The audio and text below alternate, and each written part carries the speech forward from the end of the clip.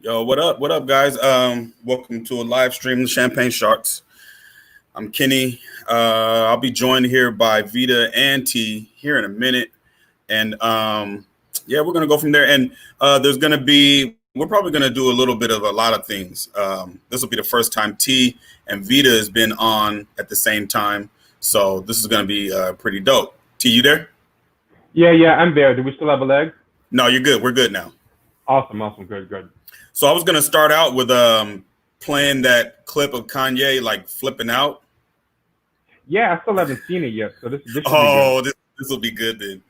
This will be good. Hold on, let me see if I can get it to work. Cool.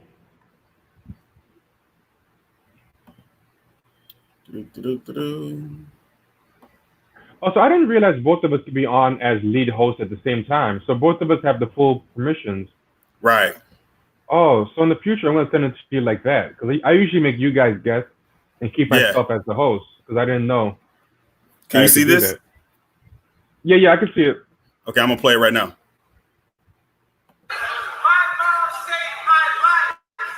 Can you hear this? Yeah.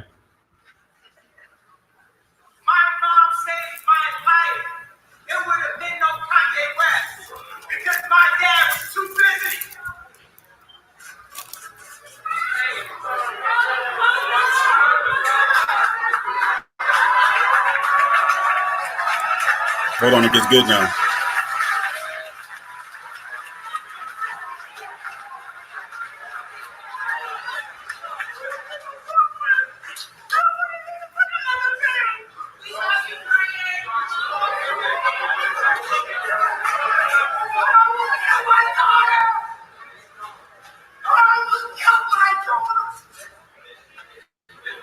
He's ugly crying. That's a Stephen move. When Harriet Tubman never actually freed the slaves. She just had the slaves go work for other white people. Y'all, we leaving right now. Yeah. Yo, you know what's funny about the we leaving right now thing is what were they expecting? Like, once the guy said slavery was a choice, like what were they? Like, I understand if it was like John Lewis or someone or something like that. It's like, I mean, it's kind of yeah. That was what had me cracking up. Like, what the hell were they expecting? Yeah, exactly. Like, I feel like that was a little bit of virtue signaling. Like people, you know, when people watch reality TV and they like watching it to feel good about themselves, and part of it is like, you know, at least it's not me, or kind of showing out, like the virtue signaling. I feel like it was kind of like that. Like, right. They went there just to act outraged. It's a little bit corny to me. It was real corny. I think sometimes people think, oh, there you go. Hi. Hey. What's up? I'm like rushing. Yeah, you didn't miss much. We were just watching the Kanye thing. I was talking about how the we leaving right now part was like some virtue signaling for the viewer, because why else would somebody go there and they act surprised? This is the guy that said slavery was a choice, and now they're acting like, oh, this is too much for me. Oh, I wasn't expecting it from this guy. You know? Yeah. Yeah, that was what had me tripping. It's like, what did you expect when you went there? Like, this dude's been, quote unquote, off his meds for, I don't know, a better part of 10 years. You remember he had that concert? Yeah. You remember he had that concert like about 3-4 years ago where he just got on stage and just started just yelling. Yeah, and he said some weird things recently at HBCU too. I think he went to Howard and said some weird things in their public square as well. So yeah, I mean, it's not like he ever renounced the old views or said, yo, I was tripping, y'all. He's the same dude. So like, if you're showing up there, I'm not gonna give you props for leaving. Right. Some crazy stuff, you know. So people are surprised, or because I saw people were there, but I mean, I don't know. I kind of feel like people. The clip is pretty short. If you want to play it again for her, Ken. I mean, it's not that long a clip. Yeah, I'll play it again. Hold on. Yeah, it's really short, but there's a little commentary she does at the end that I thought was a little bit corny. Oh, okay.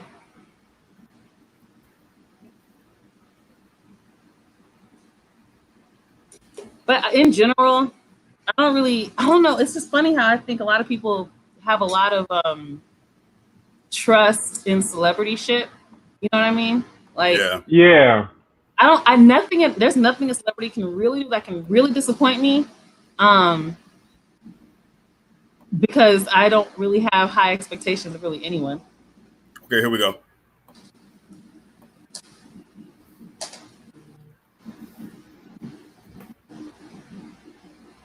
I don't hear anything. You can't hear it? No.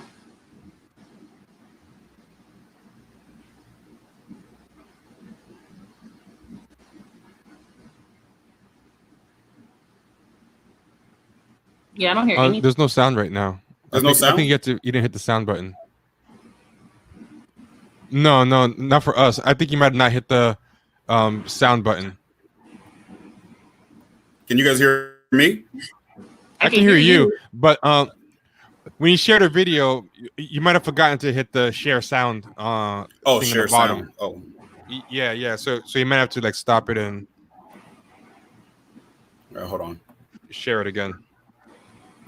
Yeah, that happened to me a lot because you still hear the sound, so you assume other people do. Oh, share audio. I see it. Yeah. Okay, here we go again. Here we go. I hear it now. My mom saved my life. My dad went to abort me. My mom saved my life. There would have been no Kanye West because my dad was too busy.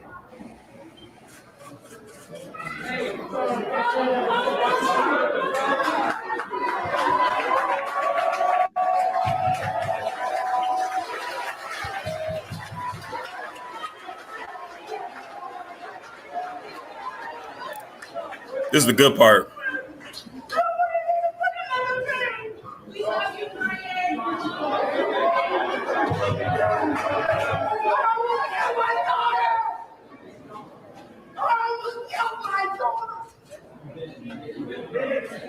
So that's a Stephen move.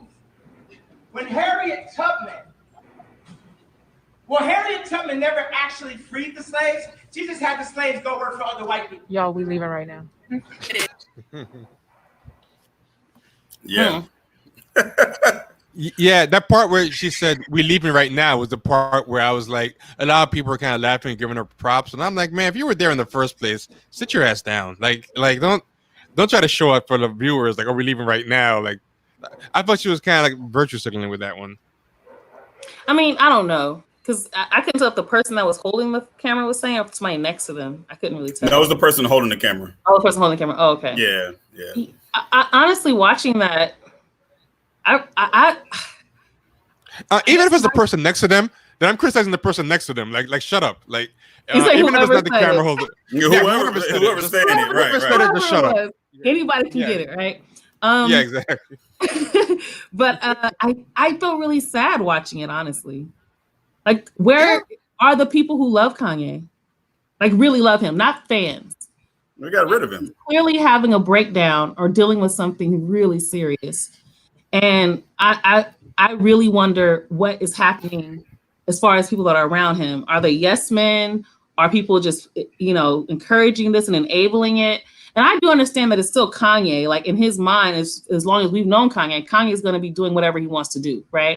Like, I never forget the story I heard when he had a album release party for College Dropout when there wasn't no plan to put a college album release party out for him, right? Right. So he's gonna do what he's gonna do, but at the same time, I still wonder, like, how did he get this far doing the things that he's doing, and are people in his life helping him? He's clearly, like, I can't even be mad at Kanye. I can't be even annoyed by Kanye. I'm literally feel like I'm watching someone have a mental health breakdown, and everybody's laughing, everybody's judging, everybody's doing all these. I'll say this. Love him. When it comes to Kanye, this is what I'll say, because there's a part of it is going to be his own fault. I hate to say it like this, but everything that's happening to Kanye, everything that's in his life is what he prayed for. It was in his songs.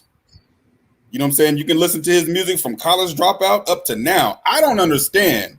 What's what he prayed for? What do you mean? His whole lifestyle. His whole lifestyle is what he wanted. There's a group, and I know you know who they are. Dilated Peoples, right? Oh So yeah. Dilated Peoples, one of the rappers, Evidence. He has a collaboration album with Alchemist called Step Brothers. And there's a skit. I don't know if you've ever heard the song, but there's a skit on that album where they're making fun of Kanye. And the reason why they're making fun of Kanye is because everything that he does, they already knew about it. This is before he was known, when he was just making beats. Him and Evidence were supposed to get some beats to Jay-Z, and he like tripped on Evidence because he was trying to get him some beats. So it's like everybody already knew that everything that this dude is doing right now, this is what he wanted. And it reminds me of that. There's an episode of The Twilight Zone where this dude sells his soul to the devil. He sells his soul to he's sitting at a bar and he's all depressed, right?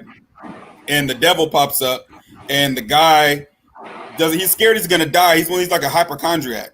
So the guy makes a deal with the devil that he's gonna live forever.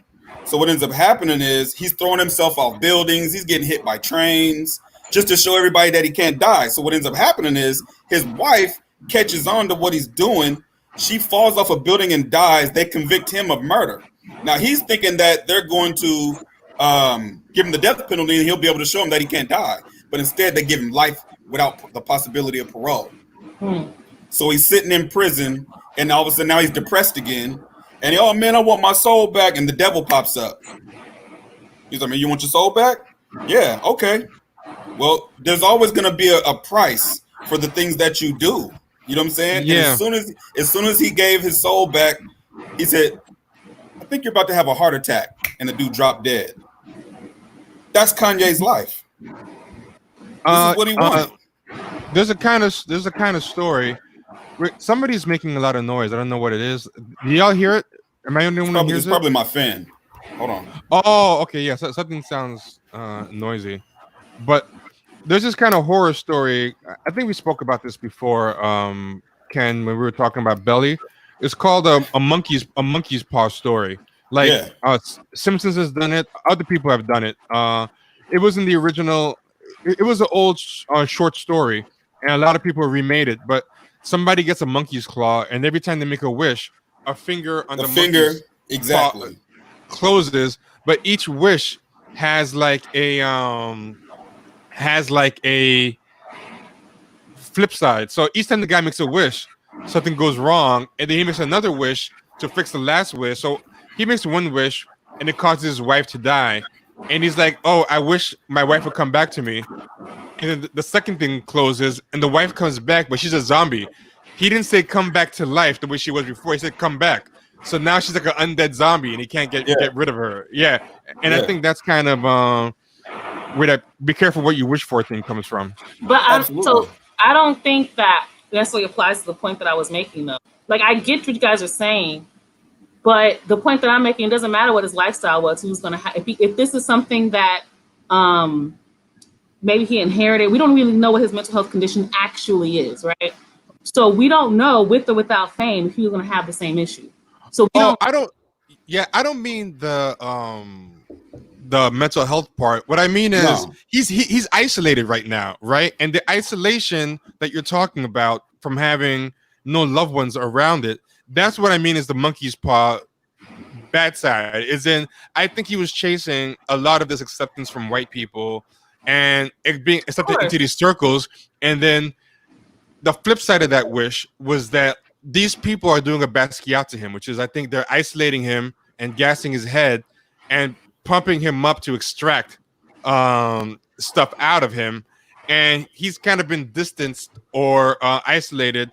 Part of it self, but part of it probably encouraged. Like, if your people are your real people, if you're distancing yourself from good people, they'll tell you, what about so-and-so? Why don't you get back in touch with so-and-so? Why, what happened with so-and-so? But bad people will encourage you to distance yourself from the people who actually care. And that's the part that I think is like the monkey's paw thing, where people like Basquiat or people like him, all they really wanted to do for a long time was get in certain circles, be accepted by like the Ralph Lauren's of the world. Kanye had that song like 30 White Bitches and you know all this stuff, and this is what comes from that world. Like nobody cares about you. You know what I always think of whenever I hear those stories, and it happens a lot. of a black dude who gets fucked up by some racists while hanging out with his white friends. And the one story was the guy in Greece. Y'all remember that guy in Greece that was on vacation with some friends, and the Greek people kind of fucked him up in a racist attack. Mm-hmm. And he was like on some kind of trip with some kind of youth group or some kind of work group or something.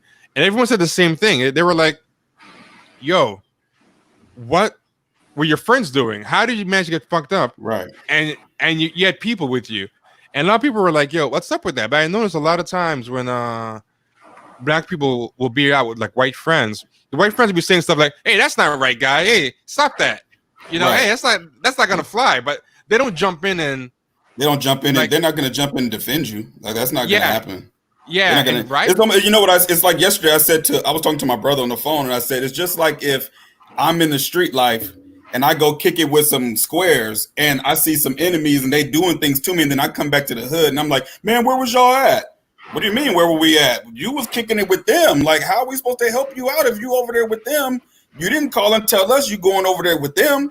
That's where you been. Like, and then you come back and then you're asking us where was we at when you got jumped. Nah, bro. You chose that lifestyle. You chose to be over there. Now, I'm not saying that Kanye don't have mental health problems. That's a foregone conclusion. The nigga's out of his fucking tree. Okay? But what I'm saying is one thing leads to another. And the lifestyle that nigga prayed for and he wished for and he rapped about and talked about, even when he went up, nobody was saying Kanye had mental illness problems when he went up there to Sway and was saying all that crazy shit. People were just saying he was a coon and a sellout and all that kind of stuff. No, you know what I'm saying? So one thing leads to another. And I always think of things in not a conspiratorial way or a spooky way, but it's like when you're a black person and the energy that we have and you pretty much shut yourself out from people that are like you and look like you, man, you're gonna have the devil's tail wrapped around your black ass. And there's really nothing you could do about it. How do you the same thing happened to OJ Simpson.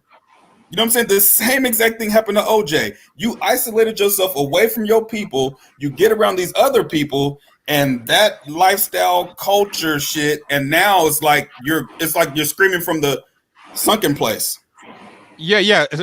Get Out was all about that. Same thing happened to Richard Pryor. Richard Pryor, that last wife of his, basically got him alienated from all his kids and his people, and did a lot of fucked up things. And now that he's dead, she's got all his stuff.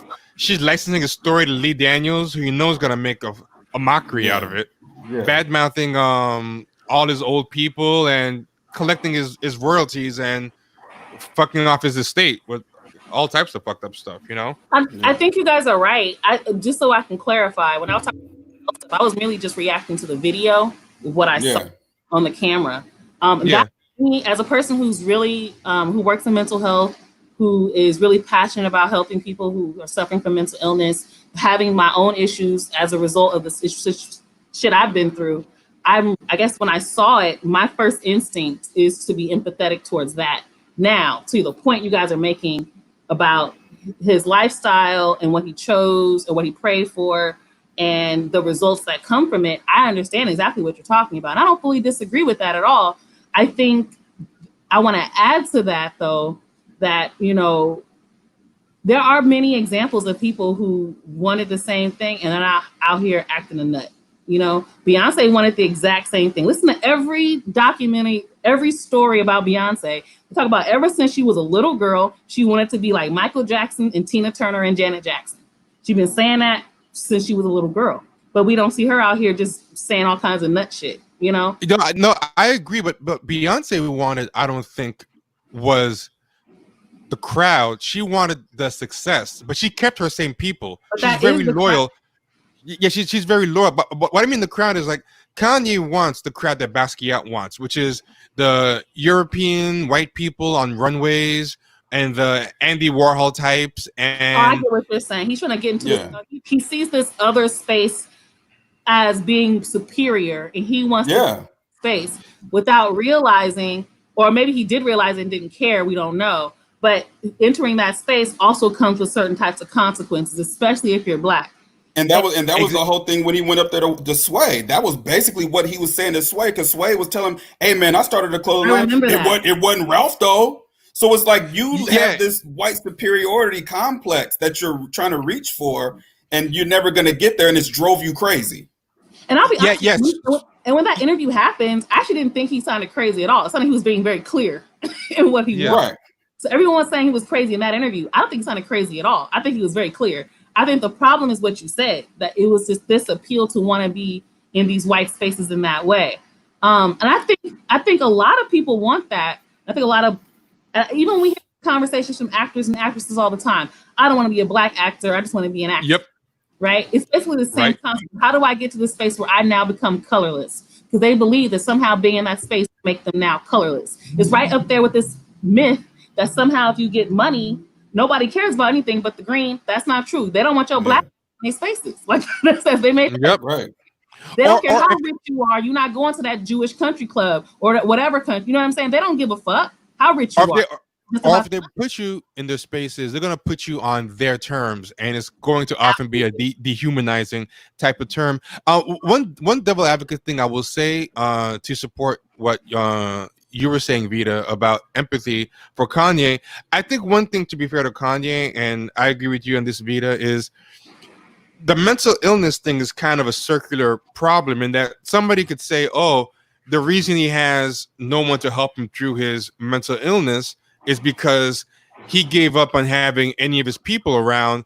But, in fairness to him, the reason why he might have made those bad choices in the first place is because of the mental illness. So it's like a chicken and the egg. Like, maybe if he didn't have whatever these mental illness issues were, he wouldn't have thought that way to begin with, about this space is everything to me. This, like, getting rid of my people in favor of this acceptance is a good move. Like, so I think it's kind of hard to judge him totally for making those decisions if we're accepting that he had some kind of mental issues, because the mental issues might have been behind him making that decision in the first place. So I will say I agree with you in that point, that there has to be some empathy for his decision-making faculties in general.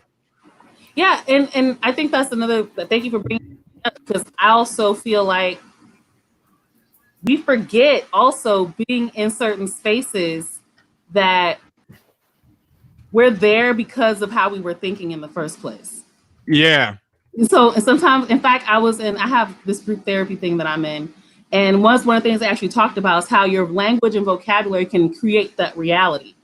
So a lot of times we don't realize that we're actually creating circumstances because of how we're thinking. And the thing about mental illness is that all of us usually have some of those characteristics. What makes it a disorder is when it's extreme, right? So you can be a very self-oriented person and not be a narcissist. So the narcissist will be an extreme version of that, right? You can be a very others-oriented person, be very giving, and an extreme version will be codependency, right? So a lot of times what he's like, for example, the need for acceptance. Acceptance is a neurological, physiological, biological need as humans, because that's how we survive. We survive through community. We survive through connection. We are interdependent beings, period. So that need for acceptance is an actual biological, neurological thing. When it becomes extreme, then it becomes a disorder. That's when it becomes a problem. So if let's just say whatever the mental illness is that he's dealing with also exacerbate this need for acceptance, that can contribute to the decisions that he's made to get that acceptance and then get acceptance in that way. The problem is never the need. The need for acceptance isn't the bad thing. The strategy to get that need met, that's where the conflict comes in. Yeah, I totally agree. Somebody said, I brought up in the chat that I think his mom's death didn't help. And Thomas B said, I totally disagree. Man the fuck up. Everyone loses people. But I think the problem is... You can't say that. You can't say that. That's such an ignorant statement. That's an ignorance. I hate statements like that. It's really dismissive of what people are experiencing. And you don't know what people are experiencing in their own brains and what they're experiencing in their own bodies. And you also don't have an understanding that everyone reacts to trauma differently. Some people can experience the same exact thing and never be traumatized. So that doesn't make any sense to me. When people say that, that shows me that you're dismissive of other people and struggle with empathy. I hate and I also think too, like everyone has a different case. You don't know how they were bonded. They could have been trauma bonded in a lot of ways. He might not have a good support system.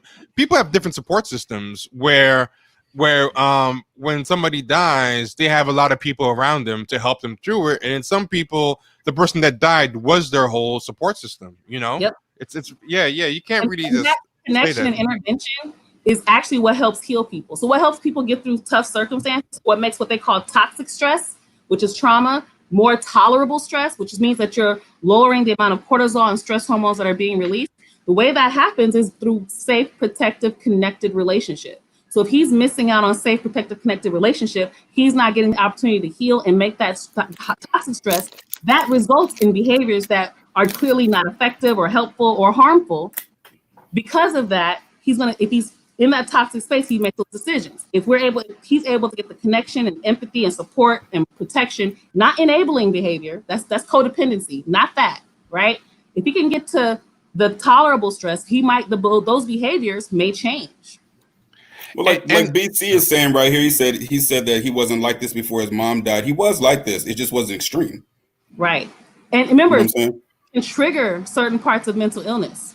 So we have to remember that too. So somebody might have been saying some of the similar things they were saying before, but then they have this traumatic event happen, and now those things are exacerbated. It becomes their personality now.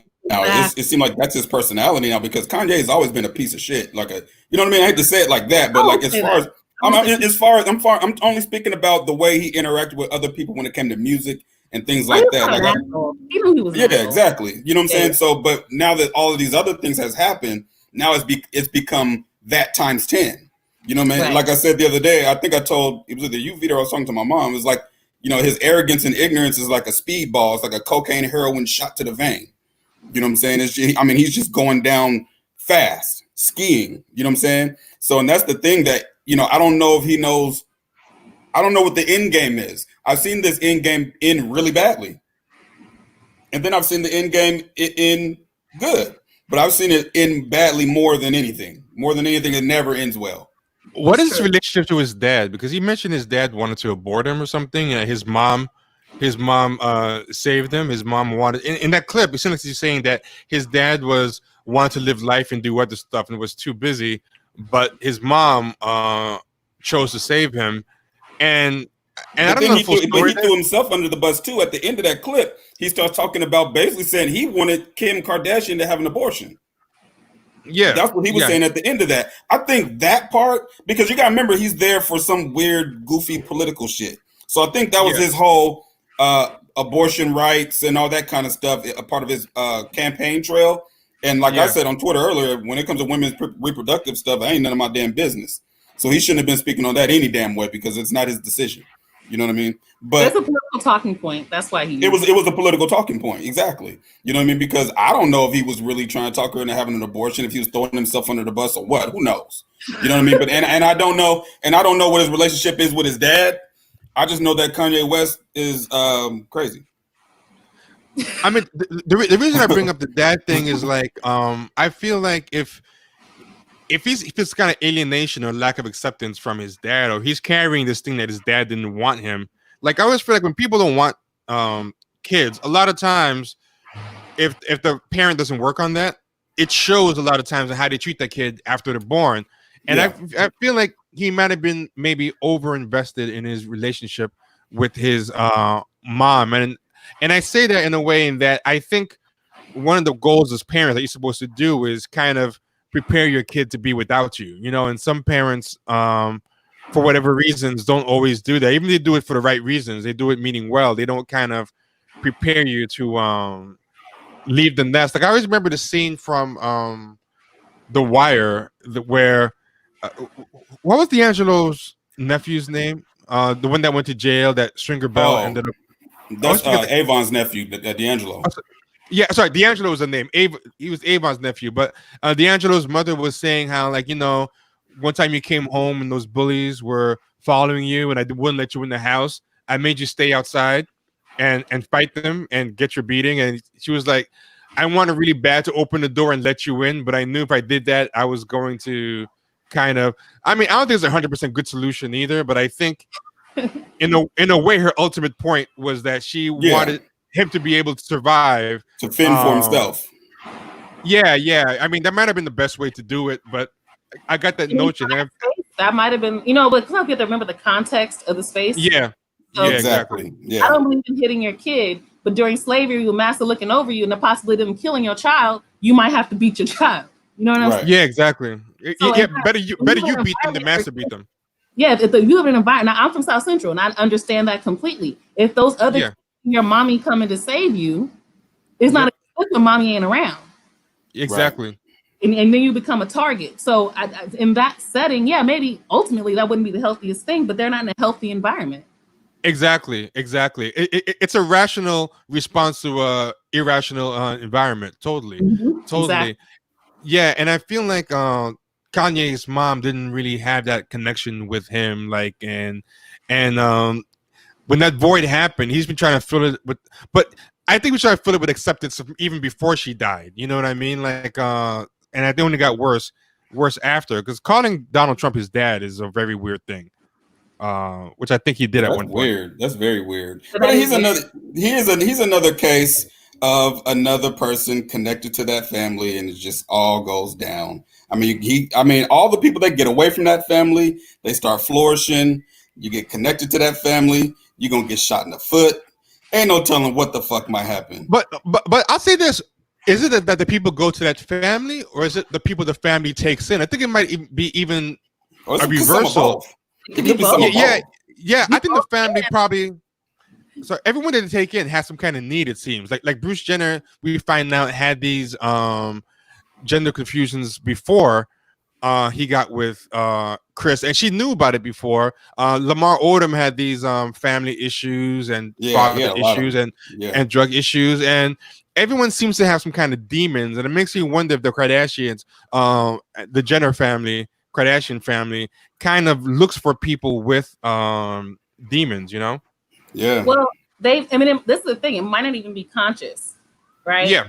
Like Kris Jenner is, first of all, she's a brilliant woman. Like, she's genius. If we want to, just outside of all the bullshit, she's a brilliant person. Like, she took a sex tape of her daughter and turned it into a gold mine. $1 billion industry. Turned into a $1 billion industry. Yeah. Right. So I think what she does is she's like, she can sell the idea that I can switch this around. Yeah. And take advantage of someone in a down moment, such as Lamar Odom. And why is Lamar Odom and Chloe, why do they have a show knowing Lamar Odom has issues with his mental health? And they had a whole show. Mm-hmm. Chloe and Lamar, whatever that show was called, right? So to me, at least my guess, because I don't know these people, my guess is that she's able to pinpoint. She seems very narcissistic. The thing about narcissists, they know how to find those people. So if you can find those people that are vulnerable, you can take advantage of that. And she's like, oh, wait a minute. I can switch this around for you. I can make your life even better. Look what I've done for my daughters. Look what I've done for these people. And I'm sure she's helped more than her daughters. We just don't know, like all the stuff she's does behind the scenes. But she's able to convince you, like, okay, this will be the solution to my problems. Then you'll feed right into it. And something else with narcissists too, that they don't like being underneath somebody who has it together, because then they might have to feel like they have to listen to that person or whatever, which they don't like. They prefer much more. If you can't control that person, they got to get you out of the pain. One way or another, they're gonna get rid of you if you're not gonna do the same dance as them. They're gonna get you out of the way. They don't like being in the one down position. If you're more together than they are, then they might feel forced to like give you more respect than they want to. They want to be able to talk to you any which way or discard you when they need to discard you. And I agree with you on that. Because you're not feeding their ego anymore. Mm-hmm. Their ego, as long as you're down, as long as you're leaning on them, you're basically feeding their ego. I was in a relationship with a narcissist and I didn't realize it. And then the second I started growing and changing, developing, becoming a new person, it was like all of a sudden he became distant. They get threatened. They get threatened. Right. And then he did something that was so awful. It was just like, you know what? I tried, then me having the codependent personality, we want to keep helping. Yeah. You want to try to win them over. Yeah, and it's like I was saying about the thing that Jada said about codependency. Everybody jumped on her about it, but that's literally what codependency is. You try to fix everybody else and you don't want to fix yourself. The thing about that is you constantly put yourself in a position to try to help. You think you're helping, you say you're helping, but really all you're doing is trying to feed even your own ego and your lack of self-love. So the thing about those people is they get targeted by narcissists because, oh, you don't love yourself? I have the confidence. I have the love, even though they don't either. Yeah.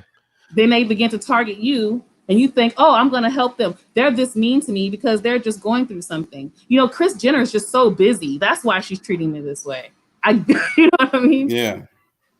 One of the things with narcissistic codependence, and one of the best things I read about narcissism codependency was I forget the paper, but the person said that there's a little bit of narcissism in every codependent and a little bit of codependency in every narcissist. And what the guy was saying is the codependent, even though the outward presenting is one of self-effacement, the belief in omnipotence that they have and what they can do to turn around a narcissist is its own form of narcissism. Like a lot of people would be like, hey, there's no change in this motherfucker. Like, forget it. But codependents have an almost superhuman belief in what they can do as far as changing people. Yep. And the person was saying that in itself is kind of a form of narcissism. Whereas with the narcissist acts like they don't need anybody, but they're so dependent on other people for narcissistic supply, for their ego, that itself is a type of narcissists are a lot like this disease COVID. It doesn't function unless it has a host. Yeah. You know what I mean? That's how narcissists function, and that's how codependents function. I mean, if you're by yourself, when you're alone by yourself, just in your own shit, you'll find somewhere somebody, even if it's a family member, you'll find somebody to attach to and call every day, and you know what I mean, and put your shit on them. Like, it's really weird. And sometimes depending on the relationship, you might be the narcissist or you might be the codependent. Yeah. People can switch because if that same person ends up in a one-up position, now they take the narcissist position. But when they're in a one-down position, that's why I think someone like a Kris Jenner couldn't be in the one-down position because she probably knows how she would be. She doesn't want to be in that the codependent. It's hard, like. But I knew a narcissist who she was very narcissistic. But I remember in one really down moment she had when she was going through something tough, she kind of had like this rare moment of honesty. And I'll never forget what she said to me when she was like, if all these people are so beneath me, if I'm so much, better than everybody, why do I care so much what they think about me? Like, why do I need their approval so much? And I was very surprised because she never showed any type of self-awareness like that before. Like, I mean, it was a short-lived thing. She was back to herself like the next day. But I'll never forget, like, to some level, I think they kind of know when they're not putting on the airs. I think to some level, they kind of know, that they're full of shit sometimes. That they're a lot neater than they pretend, but they have to stave off that awareness at all costs. Because but the thing is, their ego gets in the way of them. So it's like you see it, but then it scares you. So it gets in your ego has to take over again. And narcissists are less likely to get help than codependents. Like codependents, what's wrong with them? And so they try to go get help. They read the books, they get therapy, whatever they got to do, try to address the situation. But narcissists rarely ever get help. Rarely, because it just hurts their ego too much. I have to admit something's wrong with me. Yeah, that's definitely true. I mean, you're talking about Kris Jenner. We're talking about someone who's been connected to the trial of the century. I remember watching that. I was like 13 years old when the OJ stuff happened, so I don't remember.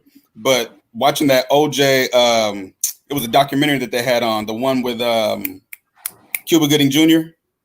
Yeah, and it showed Kris Jenner at the trial, still married to Robert Kardashian, sitting in the trial with Bruce Jenner.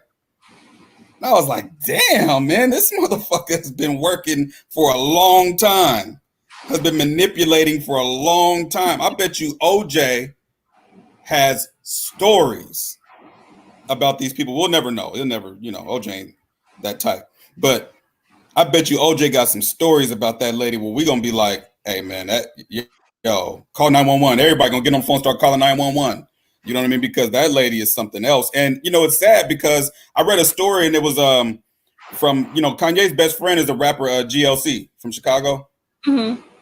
And he was talking about how he was on the phone with Kanye, and Kanye was mad because every time they would go somewhere, Chris would get on the phone and call the paparazzi, tell them to show up, and he was getting tired of it. And GLC is like, man, then tell her you ain't trying to be doing all that. But the nigga wouldn't say nothing to her. So and that just goes to show that she already had him under the spell. You know what I mean? He's codependent on her for whatever reason, regardless if he's married to her daughter or not. So even your best friend, you can talk to your best friend and say, hey man, I don't like this, but you still won't approach it like a grown-up and tell somebody how you feel about something for whatever reason. I don't know if it's because he's afraid of the reaction or what might happen. Shame. Most of the time is feeling shame. Whether they admit it. I'm looking at the chat and it's interesting. People are upset, I guess, because I said she was brilliant. And somebody says, so she's not brilliant. She might be entrepreneurial or whatever. Yeah, whatever. You can say all that shit. It's true. Tomato. She's a sick person, all that shit. Yeah. You can say whatever you want, but entrepreneurial, if we can see the success that she's had, we can clearly she's smart enough to get it done. You know? Yeah, hell yeah. Yeah, I think what you do with that intelligence is a whole nother story. She's clearly not, has a lot of issues. I talked about them, like having Lamar and Chloe have a show, knowing Lamar's situation. I'm taking advantage of that. And multiple other things that she's done. So I'm not excusing any of her behavior, but I can also acknowledge that somebody is smart, even if I don't agree with them. There are a lot of smart slave owners, I'm sure. Thomas Jefferson, man, he was a fucking this. Thomas Jefferson was brilliant. Yeah, I think a lot of people imply a moral dimension to intelligence because we're in this kind of intelligence worshiping society. So people think if you're complimenting somebody's shrewdness or intelligence, you're kind of making a positive moral case about them. And like you're saying, that's two totally disconnected things, Right. Could you be brilliant and create something totally evil, like the nuclear bomb? Exactly. That's very brilliant. That's a brilliant analogy because that was whoever put that together is a smart motherfucker, but they did it for the wrong thing. Look at the result of the A-bomb in Japan, right? Right. You had to be evil to create something like that and support something like that, but you still had to be brilliant to do it, to create it. Right.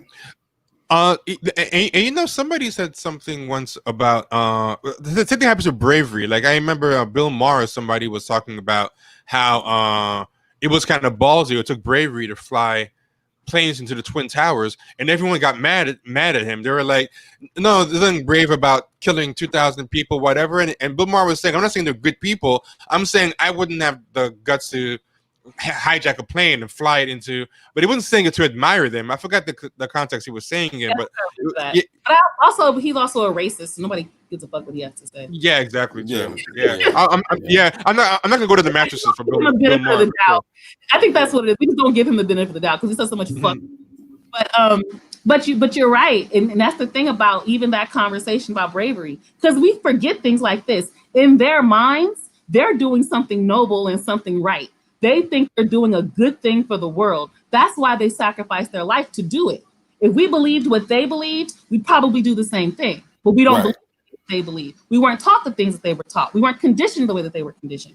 So it did take us something that was bravery to do it. Does that mean it was good? No. Was it evil? Yes. Yeah, somebody brought up something that said, I don't think she is dumb. Well, first, the last thing I put up about the workout thing, which I thought was very true, that she made him that money with the workout tapes. But someone said, I don't think she is dumb. Brilliance implies complex thinking, not just opportunism and an instinct to exploit. But I gotta say, there's a lot of people who are handed that deck, like a hot daughter and a nice house, and they have the same opportunism and an instinct to exploit. People have a hot daughter and connections, and they can't make it to that level like that she's done. Try over and over with every daughter. She's managed to get every daughter. She surpassed Kim with the latest one, Kylie. Even though Kylie ended up being a fake billionaire, she was still made a shit ton of money. Yeah, but she was able to make people believe it though. Right. Yeah, exactly. The only kids that aren't famous are the ones that don't want to be famous. If they wanted to be famous, they would. Yeah. It's funny because he said, I think brilliance implies complex thinking. I think it's interesting that you're assuming she has no ability to have complex thinking. You don't have. So I went to this entrepreneurial thing, and what's his name? What's the black guy from Shark Tank? Fubu. What's his name? Oh, Damon something. John. Damon John. Damon John. Damon John. Now, he's good friends with Kris Jenner, right? And I'm sure you guys have seen them together or whatever. Yeah. I was watching one of his, I was at this event. And he was the keynote speaker, and he brought her up. And I thought it was so what he talked about, essentially what she did is what she does is she studies analytics all day, every day. That's what she does. She wants to see what trends and how do we make sure that we jump on that one? How do we create businesses that align with that and we can market using that? Like, she literally sits there, and he said something in particular. He said, most people repeat the stat that women are bigger consumers than men. We buy more than men. But she said, Kris Jenner paid attention and saw that not only do women buy more than men, but they buy like 70 times more than men, right? Yeah. The number. And there are things that, so all her marketing has been women, girls, look cool. Look, she found that was the trend, and she had to figure out how to manipulate the system or marketing or people's minds to make it happen. But that takes brilliance to be able to figure out those kind of systems and how to make them work. A lot of people are entrepreneurial and have not gotten that. And they've been in business since the internet started. Yeah, and if you read any business profile of any of them, whether it's Kim's businesses or Kylie's businesses, they have so many streams of income beyond what people know about. People just think they just do a reality show and then like club appearances, but Kris Jenner came up with all this synergistic stuff. For example, video games. I forgot about this one. There was a Kardashian mobile game that made a ton of money. It did. It was like the highest grossing one, I think, at one point. Yeah, there was a Kim Kardashian emoji thing. There were so many. Oh yeah, I remember that. Yeah. You know who they are? They're the Olsen twins, but grown. Yes. Yeah, that was another example. There's a ton of child stars, but the Olsen twins handlers were very brilliant. They came up with so many revenue streams. I'm sorry, I cut you off, Vida. You were saying something? It's pretty much the great point. I mean, they did. And it's funny because you were talking about the video games. Now, remember, around that same time, that's when the studies were coming out that women are playing video games more than men, but they're using it on their phone. I remember when that study came out, or that research had come out. And that's around the time she started having them have the phone video games, because women were doing it all the time and paying money. So that takes a certain level of entrepreneurial skill. I don't like her. I don't fuck with her. I don't fuck with none of the Kardashian shit at all. But I like the Olsen twins point too that you said. They all till this day, they are rich. They have a whole clothing line called The Row, where you look ugly and old and like some type of bump. Literally, you pay like $10,000 to do so. They have $100,000 for a backpack with some pills stuck to it or some shit. So you can Google it. Don't believe me. That's why when everybody was getting in on Kanye with his clothing line, looks terrible. People are paying this much money for this. That's literally a genre in fashion. For a person, you guys know I'm into sneakers heavy. Like, that nigga's shoes look like garbage, but people will stand outside and sleep outside for them. But and they look like some orthopedic, something you get if you had a bunion or something. Yep. So it looks crazy. I didn't like any of the clothes, but you have to remember, in fashion world, in the wealthy fashion world, people are spending $5,000, $10,000 to look like they're wearing a curtain. You can go to the Row.com or whatever that website, The Row, with the name of those girls, the Olsen twins site. If y'all don't believe me, go there and look at all the ugly shit on there, and then look at those prices. Yeah, it's ridiculous. In the Big Meech case, doesn't surprise. She did what? Her first husband was like, she was like 19. She was like 18. Oh, yeah. Black guy. Yeah, she's been married like 30 times. She's married to all the black guys. She married 3 black guys. Yeah.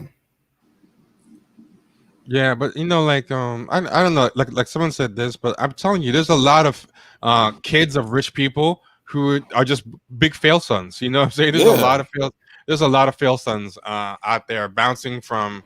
It ain't dumb luck. You know what dumb luck? Dumb luck is having a kid. Everybody in your family is 5'8", and your one son grows to be 6'9". He's in the NBA. That's dumb luck. Yeah, exactly. You know what I'm saying? what Chris Kardashian did is not dumb luck. And over. Yeah, and that's over not dumb and luck. Over again. Then get another daughter, and you know what I'm saying. So that's not dumb luck. No. This all started, and this is the thing what people got to remember. This happened before the OJ shit. They was already around before the OJ shit. We just didn't know about it because there was no internet. What access did we as black people have to Brentwood? You live in South Central. You know where Brentwood is. What access do black people have to Brentwood? I learned about Brentwood as a grown person, but I also didn't know Beverly Hills was in LA growing up. There you go. I thought it was shit on TV. You know, and you live in LA. Literally, I had no clue that shit 30 minute drive from Beverly Hills. And it's that sectioned off away from black people and regular, normal, working class black people. They've been moving and grooving since, I mean, we're talking about OJ Simpson. OJ been moving and grooving. Nigga, my grandfather took us to see Naked Gun when he was in it. And that was in the 80s. So they've been moving and grooving. Don't think that it was just OJ by himself. No, he was married to Nicole Brown Simpson, who's best friends with Kris Jenner, and all that other shit's been going on for years. So this ain't dumb luck. You know what I mean? That, you know, there's some predatorial things that's been going on too when it comes to Kris Jenner, how she chooses men. We're gonna save that for another show. But you know what I'm saying? There's definitely some predatorial stuff going on. But you know, if you fall for the game, you fall for the game. That's why it's to be sold, not told. See, I can go with someone saying Kim has the dumb luck. I mean, being a mother who can do that shit. Yeah, I can agree with that. And I know it's funny you brought up Kylie, and I always laugh about Kylie because I was actually listening to another podcast. It's called I forgot what it's called, but it's a business podcast with two black guys. It's really good. And I guess they're in the process of trying to praise women who were doing good in business, like Rihanna and so forth. They praised Kylie Jenner, and it was like, because people were saying that, well, she's not a self-made billionaire or millionaire or whatever, right? And she's not. But they kept trying to say, well, she is, because just because you're handed something doesn't mean you can turn into $1 billion company. But this is my critique about that, or at least my retort to that is, we don't know what she actually is doing. She might not be involved in that business at all, other than wearing lip gloss on Instagram. Like, she might not have anything to do with that business. And honestly, when I've heard her talk about the business, it was clear she had no clue how that business worked. None. Right. They asked her, well, how did you get your company to blow up? She's like, well, I just post on Instagram. Like, she didn't talk about marketing. She didn't talk about none of that. She doesn't know anything.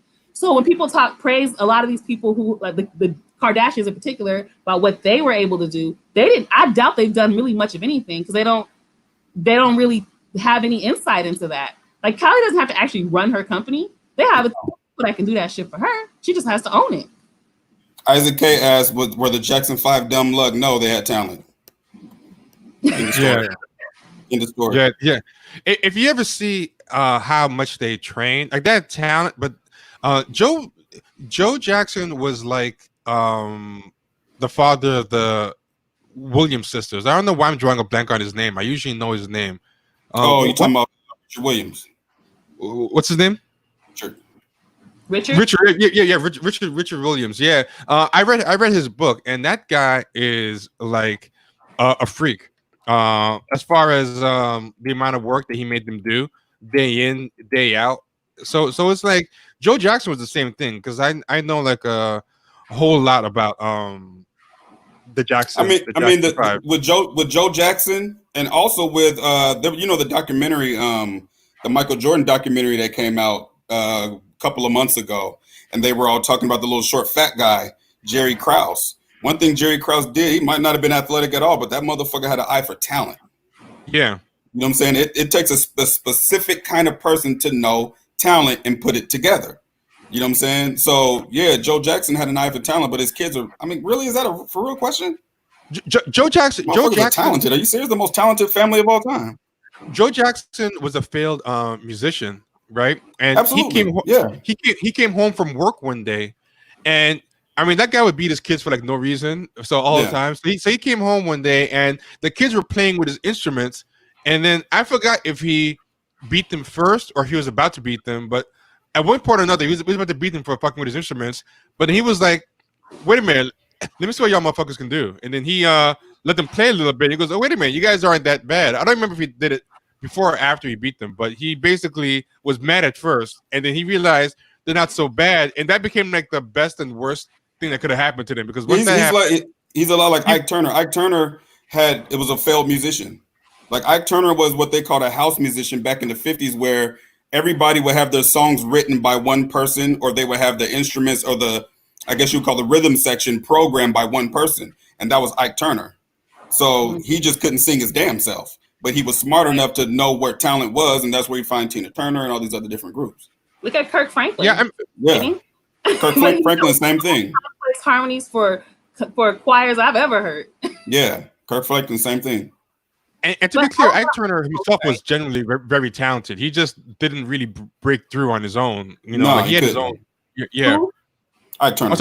Ike Turner. No, I want to make sure, because some people have this myth that Ike Turner himself was like a hack, but he wasn't. He was super talented and like a genius, but success-wise, he couldn't break out of that kind of studio session or he didn't have the look. Right. You know, back in those days, you had to have the look and you had to have a lot of other things, and he just didn't have it. I mean, you know, but he had the talent to write songs and the talent to orchestrate music. He knew how to do all those different kind of things, but he just wasn't, you know, he didn't have the look. There was this podcast I was listening to. This podcast I love. It's basically a business podcast, and they interview people who, like the guys who created Lyft, or the people who created Sweet Green, or the, you know, whoever. They just interview all these entrepreneurs and stuff, and mostly ones that have been really successful. And I remember at the end of every episode, they ask this question. They say, how much of your success is attributed to your talent, ingenuity, your skills, your hard work, and how much of it is luck? And every entrepreneur gives a very different answer, right? And I remember there was one particular entrepreneur, he said, well, a lot of it, he said, I hate to say it, but a lot of it is luck. Because I was lucky enough to have a family that could give me $200,000 to start my business. I was lucky enough to be able to go to a school where I could make certain types of connections. I was lucky enough to meet this other person who was able to support me in this business. So there was a lot of luck. But when I got that luck, with that luck, what did I do? I had to use my skills and my ingenuity and my talent to grow that into what I wanted it to be, in order for me to fulfill my dream. And I thought that was a pretty important point. Like, yeah, there's going to be luck. I have none of that luck. We tried to piece together $2,000 to get a business started. My family couldn't do it, right? But I think it was you, Vida, that was talking about the other day, where you have those people that get on social media and they start talking about this. Oh man, you guys don't know anything about money. Look at Jeff Bezos. There was one point in time where he was out of his garage. I'm like, yeah, right. His parents gave him a $250,000 loan. He had a garage to work out of. Yeah. What about that? Yeah, like. But the question is, what do you have access to? What skills do you have? What talent do you have? And how are you growing what you in the space you have and with what you can? And how are you helping other people who might have certain talents and skills that you want to help support? So I always look at it like that. Yeah, those people have those things going on for them, and you know, it is what it is. But if I stay depressed because I ain't got that shit, I ain't gonna get shit done. Right. So luck and all that shit and all that, you know, it exists. I'm not gonna lie. White supremacy, systemic racism, all that shit is a huge barrier. And to me, huge, yeah. That shit. Fuck the luck. How do we dismantle this white supremacy? That's what I right. Only 1%. Actually awarded to Black startup founders. Yep.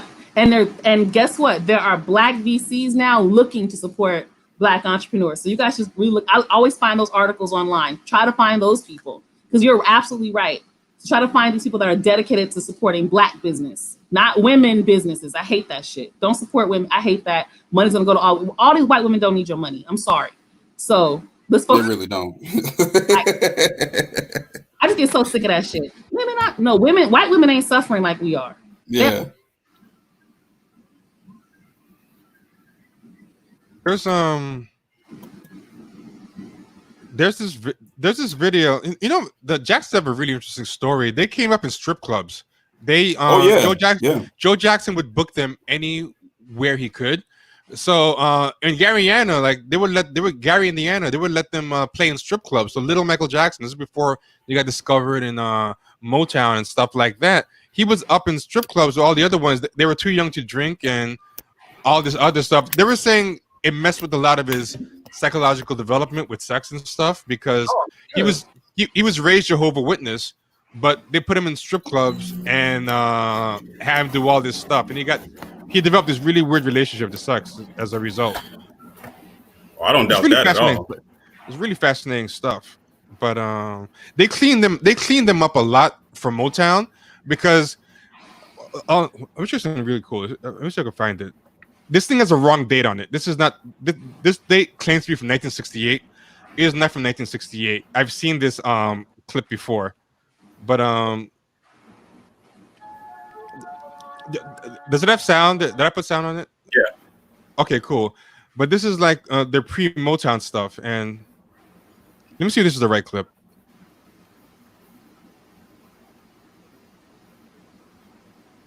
It's a little bit stalled. Let's see.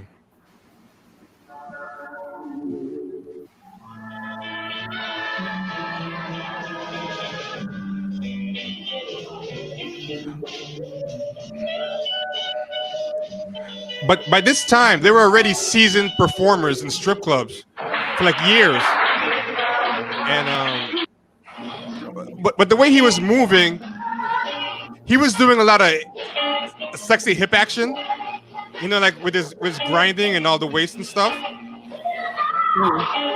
And when he went to Motown, Berry Gordy's like, okay, you got to cut out all that adult stuff. Like, it's gonna really creep people out to see a kid doing all that grinding and pop hits. He's not trying to get this underground blues money. He's trying to get this pop popping off. And that was really what he said. He want pop. Yeah. Frankie Lyman. Yeah, you gotta be clean cut. You know what's interesting? I was watching the Unsung for DeBarge, and one of the things that stuck out to me was Babyface was saying how they had to get cleaned up, and he was like, because when they came, they were just ghetto. Like they would do things like bust open, instead of just going to the vending machine, somebody would give them a quarter for a soda, but they would just bust open the vending machine. They were just damn. They were just wild. Like they were just hood and wild.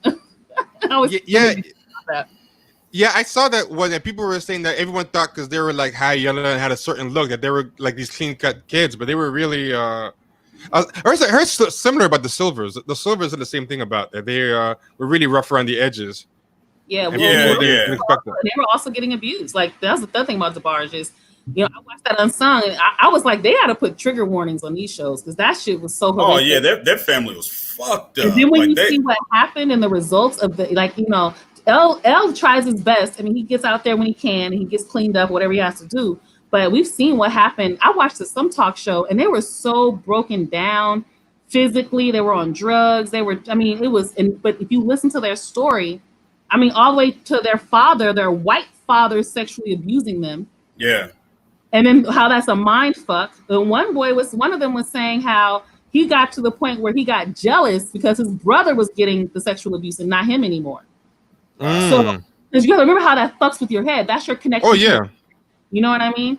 So we think about stuff like that. We can just imagine what kind of behaviors came from that, and then how that and then being in show business, I'm sure didn't help because you have access to so much shit. Damn, that's crazy. Shit. Yeah, it's not a TV One Unsung if you want to go on YouTube and watch it at any point. I mean, I knew their family was messed up, but I didn't know it was that damn messed up. And like I said, Dr. Drew's talk show when I saw it years ago. But it's a really sad story. Yeah. There was also this book that one of them released talking about it. And I remember I was going to read it, but then I got a preview. I was in the book, and I'm like, I don't know if I could stomach that. Like, but yeah, one of them did a tell-all book about the abuse at the hands of that father.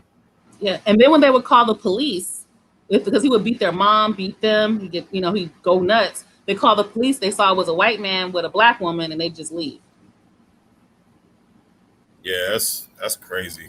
So they not only that, but they had no protection. Where are they from? Are they from New York? I don't think so. I don't think they were from New York. I remember. I feel like they're from the Midwest, but I could be wrong. Let me check. I feel like they're from the Midwest because they're from New York. Because I'm from New York. No one shuts up when you're from New York. People will let you know. Oh, they're from Michigan. So yeah, it is the Midwest. Yeah. Damn, from Grand Rapids, Michigan, or something like that. Yeah. Damn, that's sheesh. You know who else had a sad story? Otis Redding. That was another. Oh yeah. He was also a kid, and then that's why I was saying I had so much trigger warnings because I'd be like, "Yo, I just wanted to learn about my favorite artist. I wasn't planning to get traumatized in the process." I can believe Otis Redding had a sad story because that dude, even for the '60s, he aged really badly. I had no idea how young he actually was. Like that's somebody that had to grow up fast. Yeah, he wasn't even 40 when he passed away, and he looked all of 40 by the time he was 25. Oh yeah. We getting dark. It's a little dark for a Monday afternoon. That's my fault. My bad. That's my bad. Okay, but we're gonna get a little more. Hold on. Otis Redding died at 26. Yeah, he was young. He was a kid. I mean, he was a young guy. Kid. That's still a kid. Yeah, and he looked at 40. his face. Yeah, what 26-year-old? Yeah, it looks like that. That dude, you know. But I wanted to switch over to that article that you tweeted, T, about the Oh yeah, and Vida, you were talking the article you were talking about, Vida, the racial trapdoor. Oh, I forgot. Okay, was it that black girl tripping? Yeah. Yeah. From the cut, I actually didn't read it. That shit was all. I read it. It got worse. Oh, please tell me about it. Okay, I just started reading it, and I'm like, oh my god. Well, I commented with the snippet that tripped me out, and I was like, really? So she said, her name is Amita, whatever her name is, Amina. Some call her Amina. Amina too, Sal. Amina and yeah, and she's always writing horrible takes. She's one of those like black blue checks that's always saying like crazy stuff about. She writes in third person, which is weird. Okay, yeah. It's really weird. She goes, Amina too has no fear of calling out bigoted Twitter trolls or taking on strangers who use a racial slur. Where she's been disarmed is closer to home. The college friend's parents who never stop marveling at how good her English is. The friend who often confuses her Asian colleagues for one another. The boyfriend whose grandmother insisted on calling her Tina Turner. Damn. Still gets a full body cringe when she thinks of that one.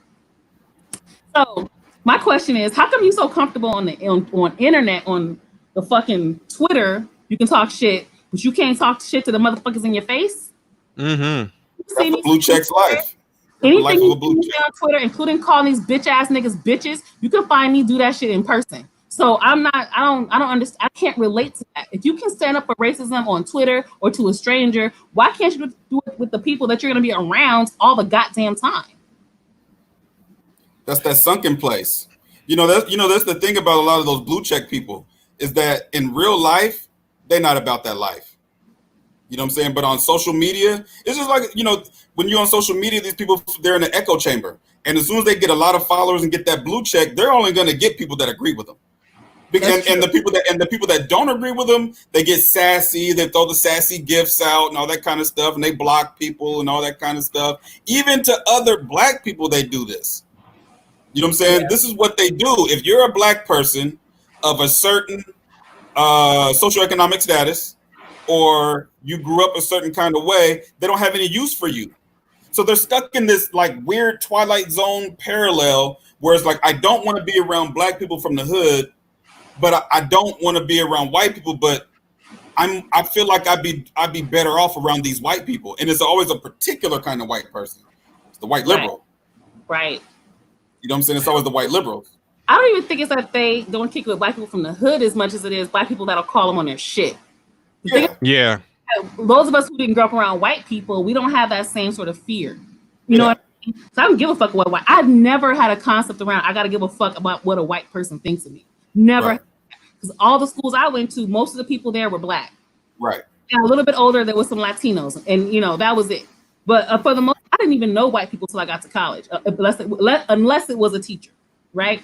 But other than that, I didn't know white people. I didn't have any idea what they thought or care what they thought. So those of us who just didn't grow up like that, I think that's why it seems like they just have a problem with hood people. But I think it's anybody that calls them on their shit.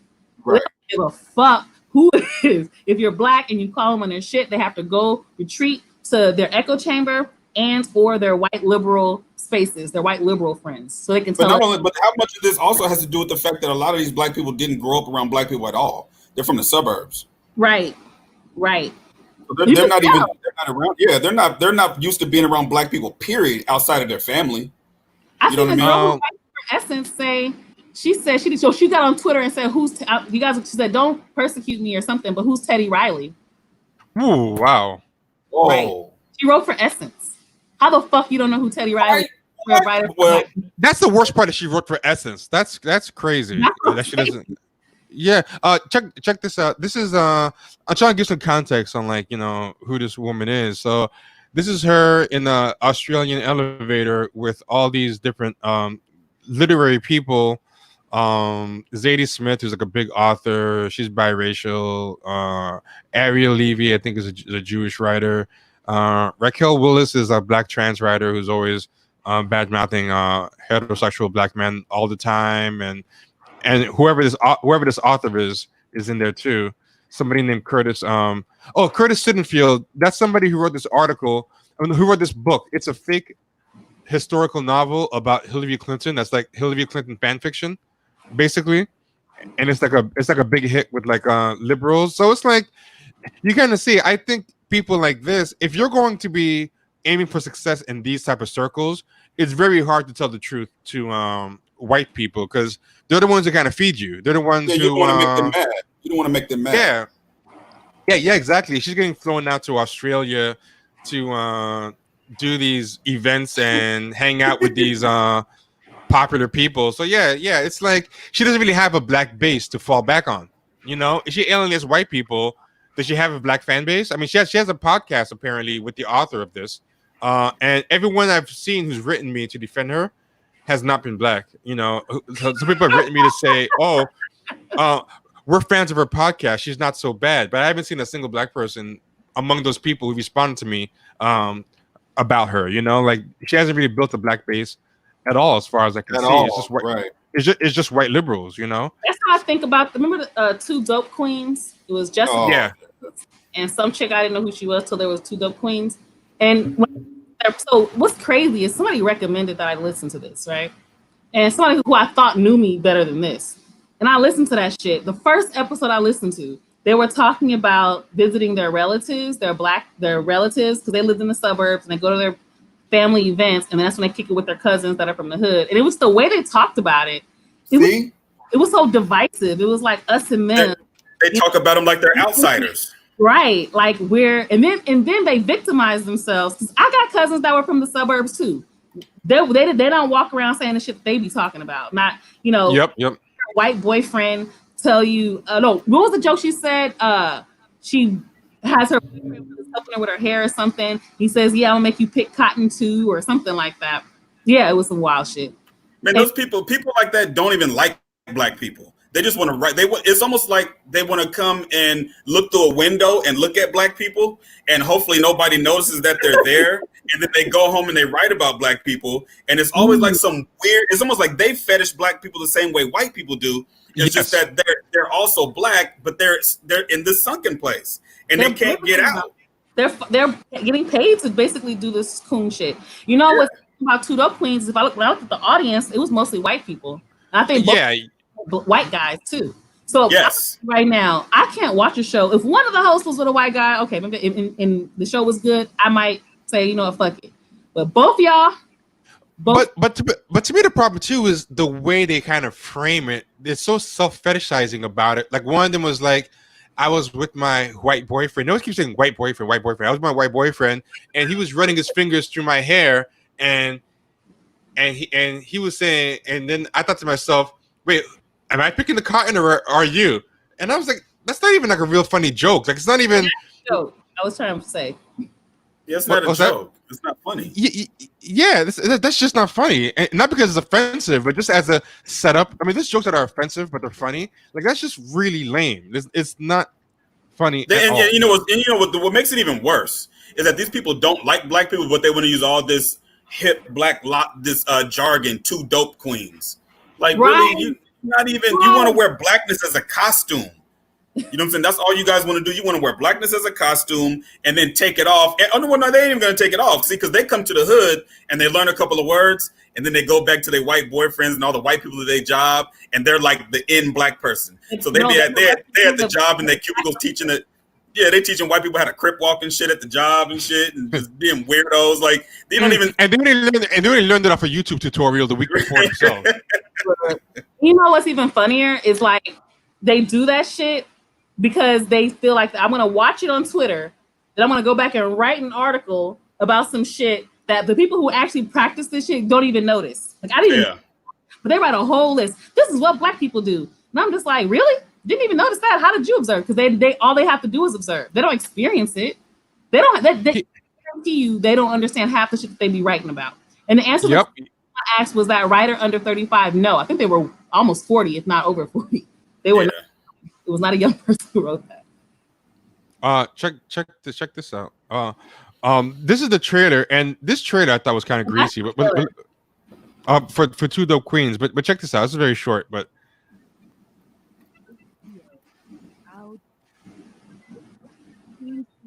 Queen in the history. You turn off the volume all the way. Okay, cool. Tell me if you can hear it. Have your own special. No, barely. So, but can you hear it at all? Is it just low, or can you just not hear it? Period. Inaudible almost. Just turn it all the way up. Ancestors fought for. Harriet Tubman. This for you, Sojourner. Here's to us, the dopest of queens. Hey, oh, whoa. Now, first off, why did they have to put a brother as the like to me just to a certain level? I think they think of themselves as honorary white women, and I think putting the brother there, like what I like about Boomerang is they put a bunch of white people in the subservient roles. Did you notice that in Boomerang? You know, they had white people helping them, and Tyler Perry does that a lot too. Tyler Perry, he does like a slick thing where he puts the white people as the servers, and they have no roles except what usually Black people do in white movies. So I thought this was interesting that they never have Black men on, but this is one of the few times I ever seen them use a Black man in the advertisement or the actual show. Was this? Whoa! You can't touch my hair. You know that, Philip. You know that. I was like, Black on Black crime. Black on Black crime. That wasn't even funny. Yes. Like who is that joke for? That was like Black on Black crime. None of it is funny. They're never a little bit funny. Nope, not. Is that show still around? They had like 2 or 3 seasons. I was hate watching it for one season. I couldn't. I'm sorry, what's that? I think it was 2 seasons. I thought. Yeah, it had a second season, but nobody was watching it by the second that I could tell. So yeah, I never saw the second season, but I made it through most of the first because I was going to do a podcast about it, but it was just too bad. I couldn't finish it. Because everybody they had on was just such a theme. Like everybody they had on was Black people obsessed with dating white people, or a white person, or like a gay black person, and it's got really repetitive. Because I'm like, how can everybody have the same humor? Like they had somebody who came on to talk about her interracial relationship, and her whole shtick was, I was an emotional Rosa Parks. And they had this weird thing they do where they keep bringing up historical Black people, like, you know, it's on that Trader said Harriet Tubman and stuff like that. Like they keep bringing up like historical Black people, but then trivializing them, like, you know, or like touching my hair is Black on Black crime.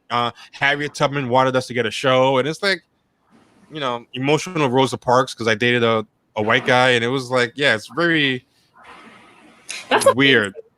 That's so offensive. Yeah. The Rosa Parks comment. Mm-hmm. I just think. Yeah, I agree. I don't even see how that's funny. It's offensive. What the fuck you? It has nothing to do with nothing. It's almost like you're basically saying, well, because I'm Black and I'm a woman, I can mention Rosa Parks. No, exactly. If you don't have a Black consciousness, if you're not, first of all, if you're not pro-Black, 2, if you don't have a Black consciousness, you don't even identify with Rosa Parks. Rosa Parks would have shot your ass. Yeah.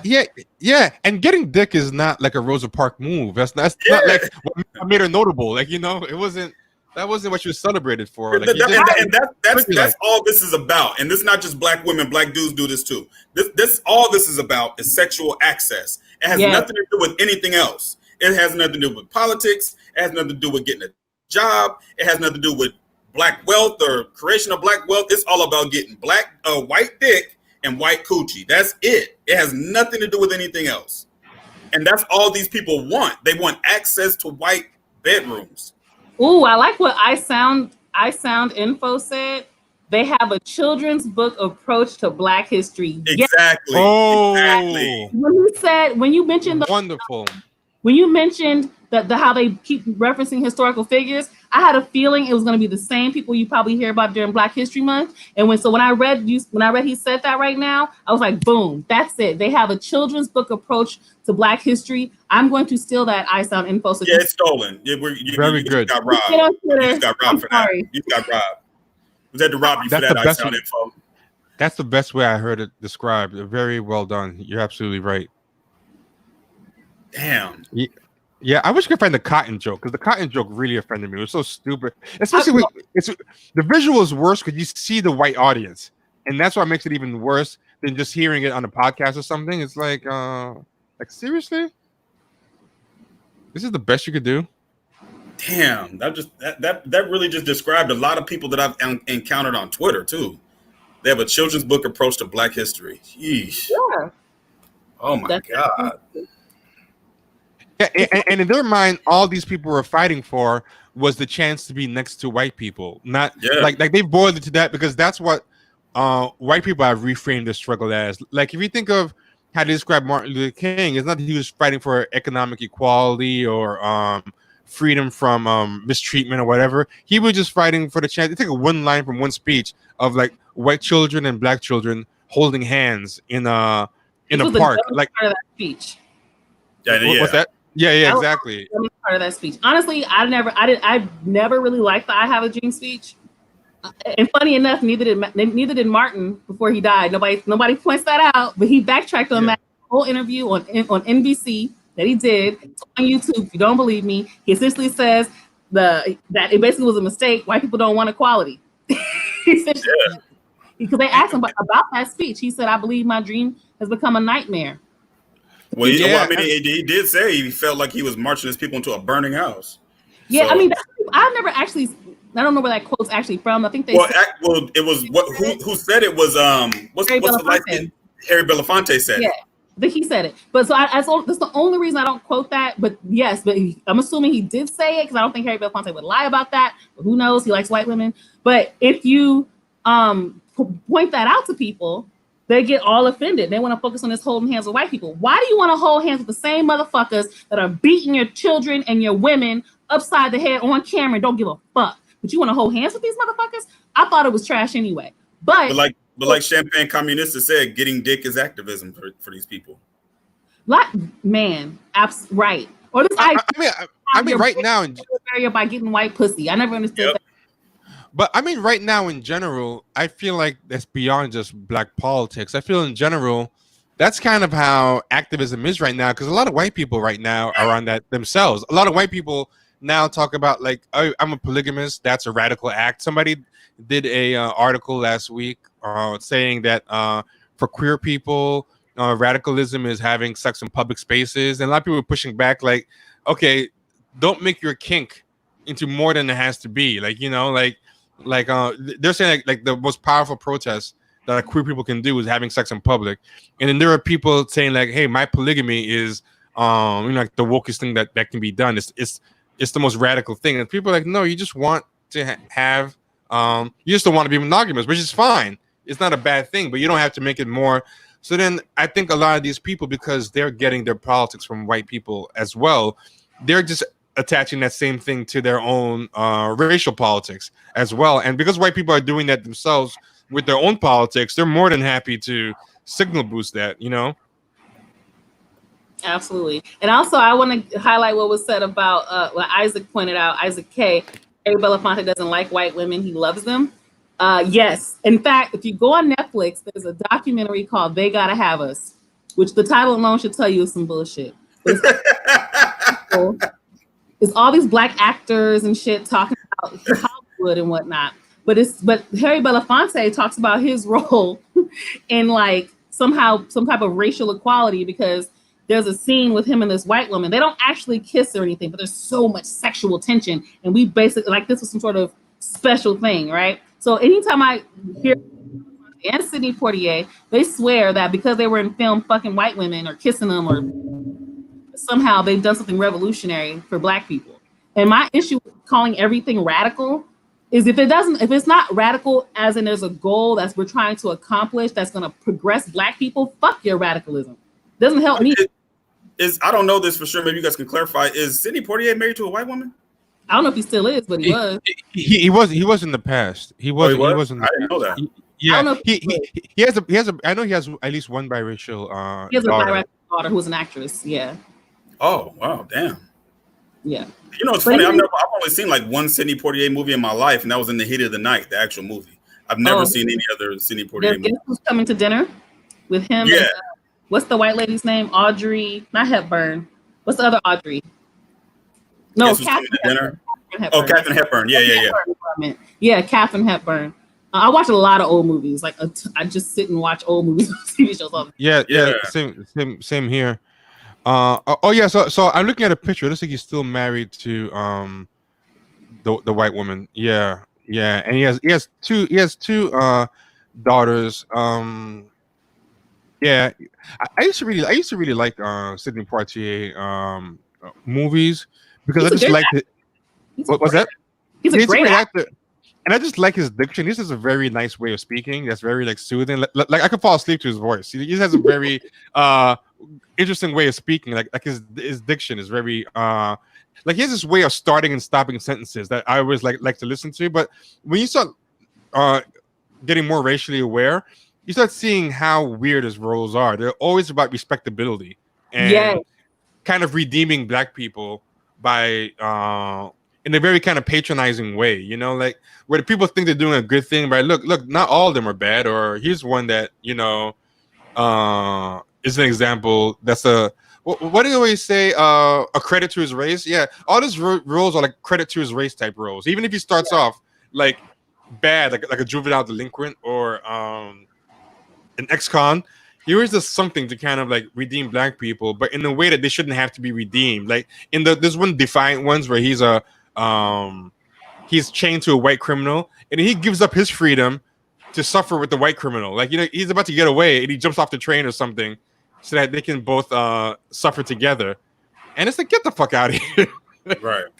Get on that train, asshole. Like, what are you doing? Like, him being noble to him is getting beat at the end of the movie and dying. yeah, Like, well, why did he have to die? Oh, because he was the only black guy. Oh, okay, all right. Makes sense.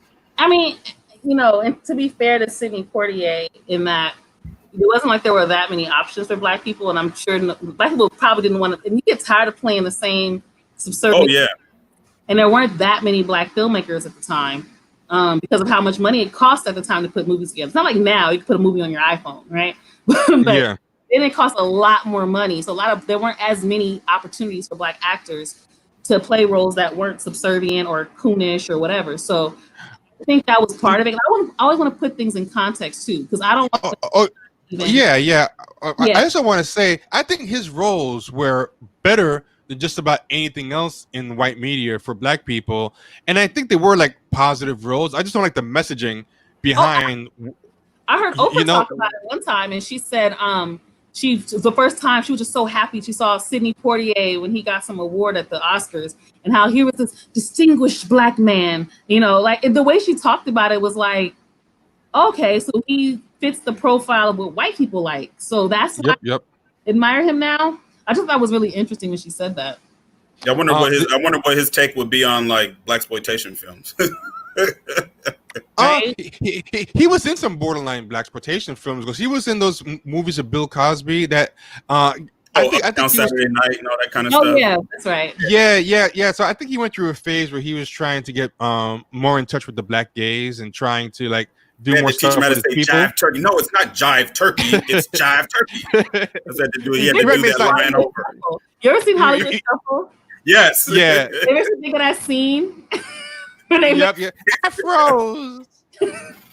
Yep. By the way, Hollywood Shuffle, even in 2020, is one of the funniest movies ever. Yep. Oh yeah. Well. As you can it's relevant. It's still relevant in Hollywood today, but it's like one of the funniest movies I've ever seen. Well, I was going to mention Sammy Davis Jr. because we were talking about something earlier about trying to get, you know, black people in Hollywood, so celebrities going one way and then trying to get back in with the black race. Yeah. What happened with Sammy Davis Jr. I was watching a documentary about him because I'm a nerd. That's all I do is watch documentaries. Mm-hmm. And this documentary he was talking about how he went to go support Nixon.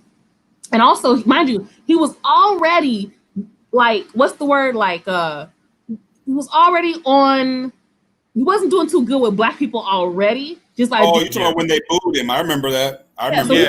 But before the Nixon thing, black people were already kind of on the cusp of not fucking with him. Yeah. Playing in the Rat Pack with the butter jokes. There were race jokes. There were he was getting disrespected multiple times. So black people were already not really fucking with him like that. But if he had a movie or something, they go see it. They support him, right? Well, then he went to go support Nixon and like hugged him or some shit. Like it was some like extra out shit. Yep. They were done. They were done with it at that point. And it also goes back to our conversation around acceptance, because as I watched the documentary, I also noticed all he wanted in the whole wide world was to feel accepted. So when he got on stage another time, I think it was a Jesse Jackson event. There was a concert and they booed him. And one of the things he said in this interview talking about that incident was he really felt something after that situation with Nixon happened. He said black people would walk by him and wouldn't look at him. He said one of the most hurtful things he had ever experienced was his own people not fucking with him, essentially. And that really fucked him up. And that's why he wanted to try to, do better or whatever. But I thought that was really interesting. But I also had a lot of empathy for him because he just had a real fucked up life growing up. I mean, he was in show business really, really early. And so he had no real life. He knew nothing outside of pleasing and dancing and shuffling for people. Literally all he's ever known. And he never had a childhood. There were so many things he was missing in his life that I think he was trying to achieve that by being famous and getting this acceptance from white people. And he also had a thing for white women too. Even when he died, it was kind of fucked up. Like it was something going on about when he died. Because he died in 1990. Damn, that was a long time ago. But I can remember when I was a kid, nobody wanted to be like Sammy Davis Jr. I remember Sammy Davis Jr. being on TV. But he wasn't anybody that I remember black people looking at and saying, oh man, Sammy Davis Jr. on TV. Black people didn't give a fuck about Sammy Davis Jr. But I didn't find out about the Nixon thing until 10 years ago. I just found out like a few months ago. Yeah. Yeah, I remember this. Actually, I don't know. Near the end, I feel like Sammy Davis Jr. kind of got redeemed because I remember when I was growing up in the late 80s, people kind of, I think, came back around to Sammy Davis Jr. because I think the 80s was this kind of weird post-racial time where everyone just kind of thought, oh, racism is over for the most part. It's just a matter of like microaggressions. If you ever look at anti-racist stuff in the 80s, it's always about everybody's getting along. Era too. Sorry, what's that? Wasn't that also like the Public Enemy era though? Yeah. No, but that was the Public Enemy era. But I mean, you remember like Public Enemy, I think wasn't very like mainstream. That was like kind of hip hop and Afro-centric and stuff. But I mean, like if you look at regular things like mainstream things like Different Strokes or just like the mainstream stuff, there was this idea that we're kind of post-racial where racism happens, but racism is mainly everyone's kind of moving past it, but there's a couple of assholes hanging on, who are just being overtly racist or saying like slurs or doing whatever. And the idea, like now, I think people just kind of realize, wow, things haven't changed that much since the 60s. There's still a lot of systemic stuff, but I remember growing up, there was not a lot of systemic talk about anything. It was about weeding out, like the Ku Klux Klan was like the problem. Like it was the Ku Klux Klan. It was somebody in the country club who was like if you look at like the Jeffersons and stuff, it was always like individuals, maybe powerful individuals and stuff like that. And I think in that atmosphere, I think Sammy Davis Jr. in the last couple of years kind of got like softened up for black people. Like people were just happy to see famous black people, and nobody really cared anymore. Yeah, and I think also as you get older, you kind of remember the legacy of someone versus just like all their wrongdoings or things that pissed you off. Because I mean, even after all that, like after I learned all that shit, I think it actually made me more of a Sammy Davis Jr. fan because I got to actually see how talented that man truly was. Like that man was insanely talented, and at such a young age. So, his tap dancing was insane. I really liked his tap dancing. Oh, he did everything. He could sing, could dance. He was doing everything, right? And at a time, you had to do everything, right? So when I think if we hold on to also to that part of it, I think we kind of let go of the other stuff, especially as they get older. So, and if you grew up watching Sammy Davis, I could see, you know, by the time the 80s and the 90s hit, you're like, well, fuck all the other shit. I mean, Okay. A childhood memory came back to me. This is what I was talking about. I'm gonna share this memory. This is what thing I was remembering, where I was saying that I think black people kind of came back around to Sammy Davis. I remember this. My whole family watched this. I was a kid at the time, but Gregory Hines. This was on American TV, and I remember everybody. I don't know why this is in Japanese. Was this had to be like 1987, 88? Is this the right one? Okay, actually, Yeah, no, it's the right I one. saw this. Yeah, this is the right one. That's the right one. Oh wait. Okay. But let me get another clip, because that one goes on for 6 minutes. This one has 3 minutes. So hold on. Let me get a 3-minute one.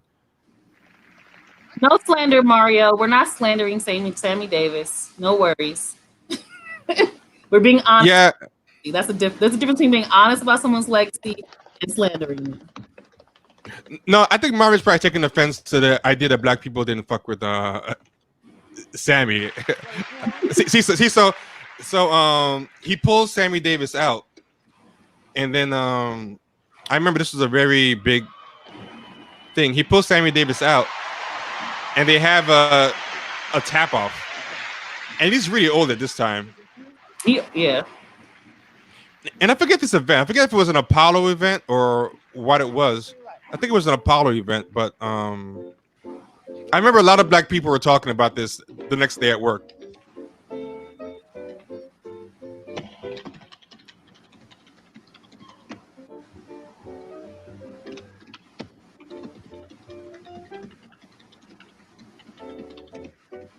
He's like 70.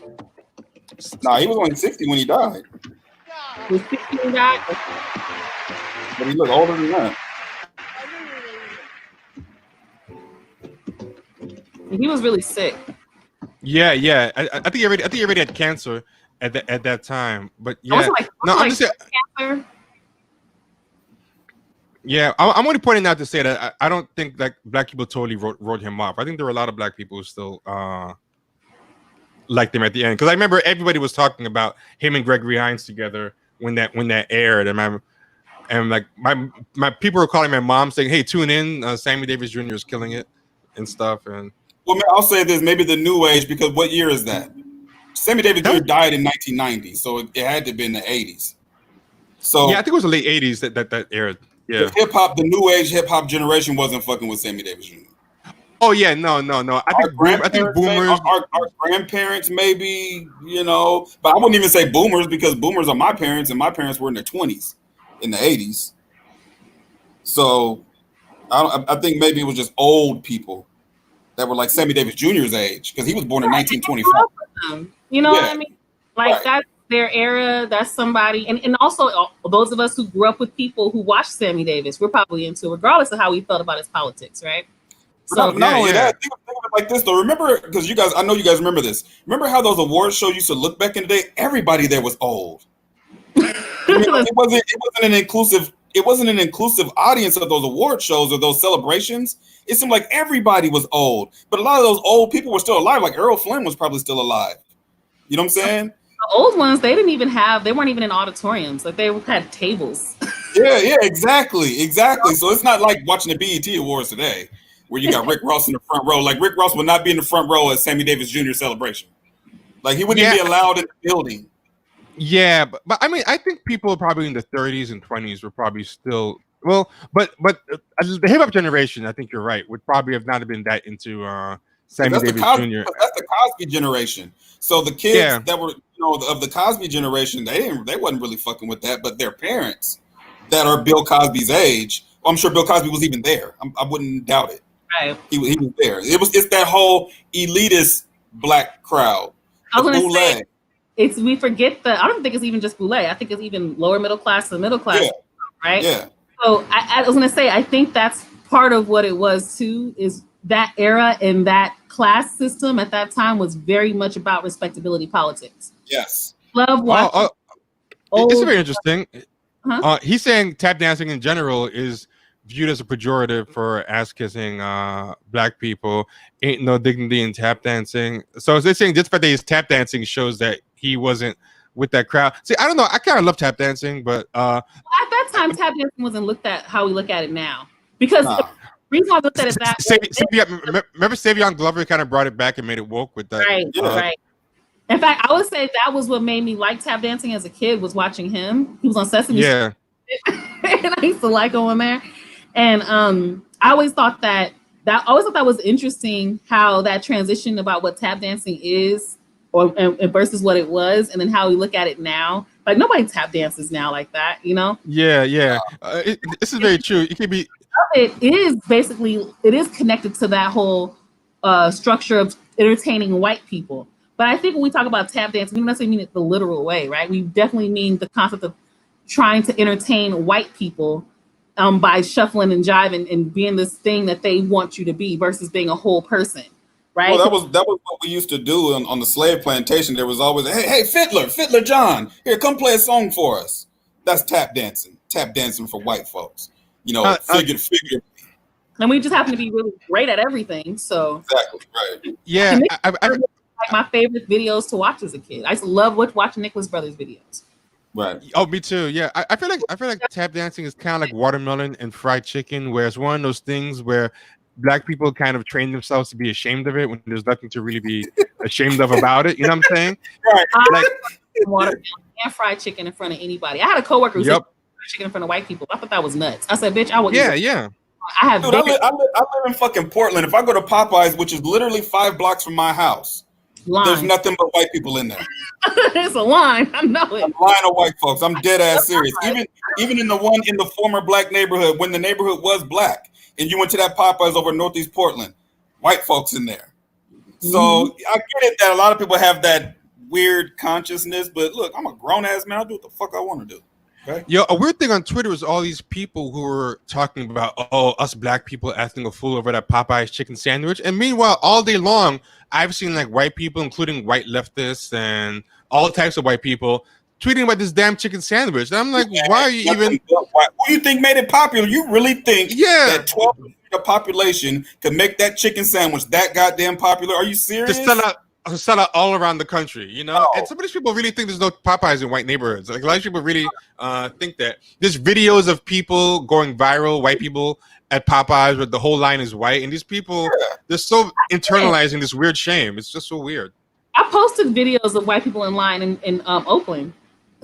Like, all white people in Oakland waiting for Popeyes.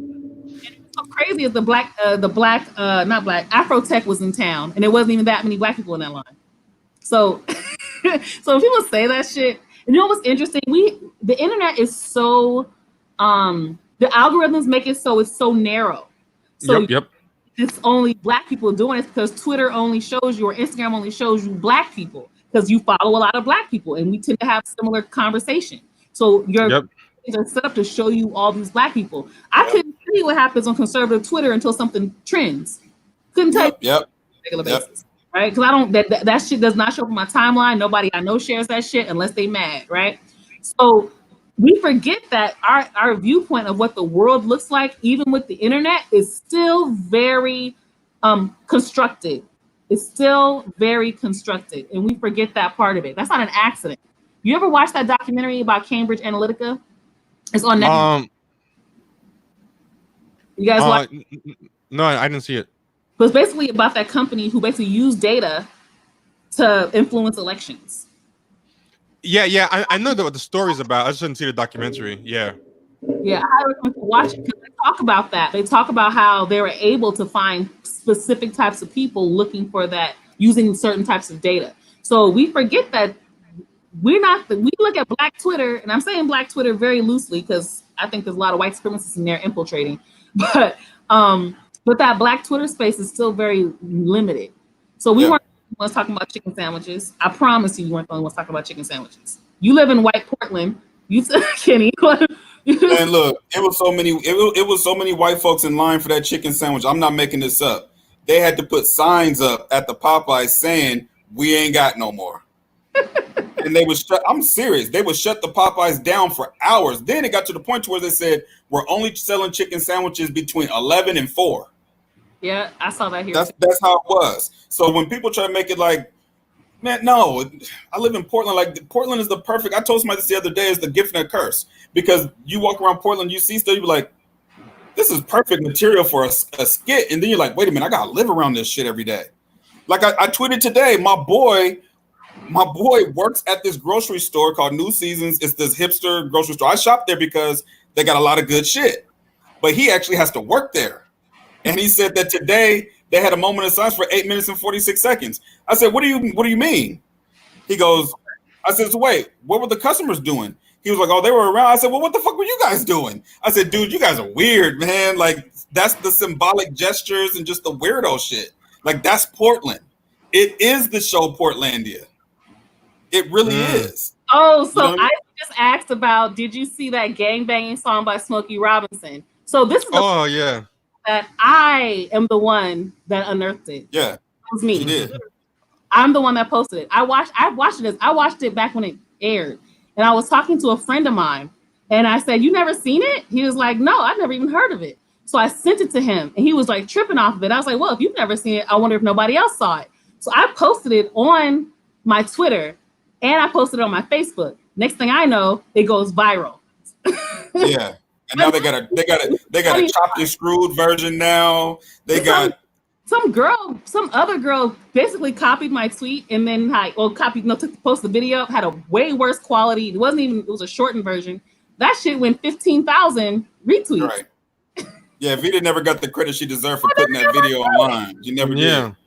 That was literally I feel like only some people get credit on Twitter. Like there's some people who they'll tweet like, hey, black of the berry, sweet of the juice, 100,000 retweets, 200,000 likes. Like, what the fuck, you know? And like, but how does that happen? I don't understand. Like the most basic dumb shit, and then people will be posting like fire, and they'll get like 100 retweets, and people forgot that they're the ones that they don't get any credit for it yet. I never understand how Twitter works.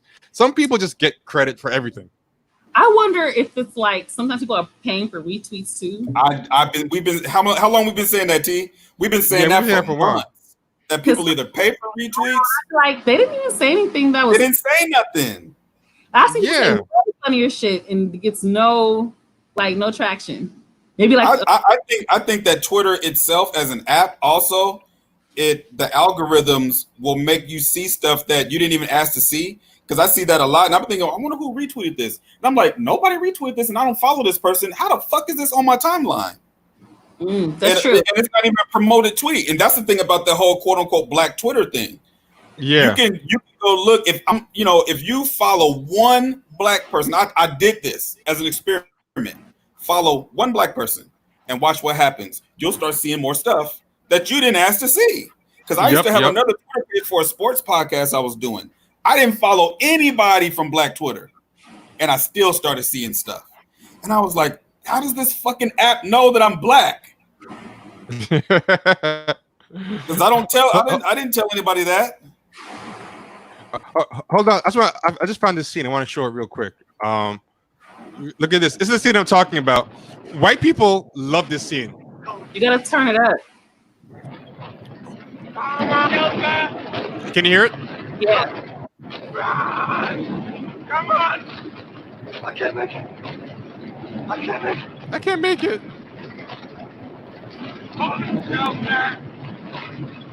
And after this, the civil rights movement was over. He can't make it, right?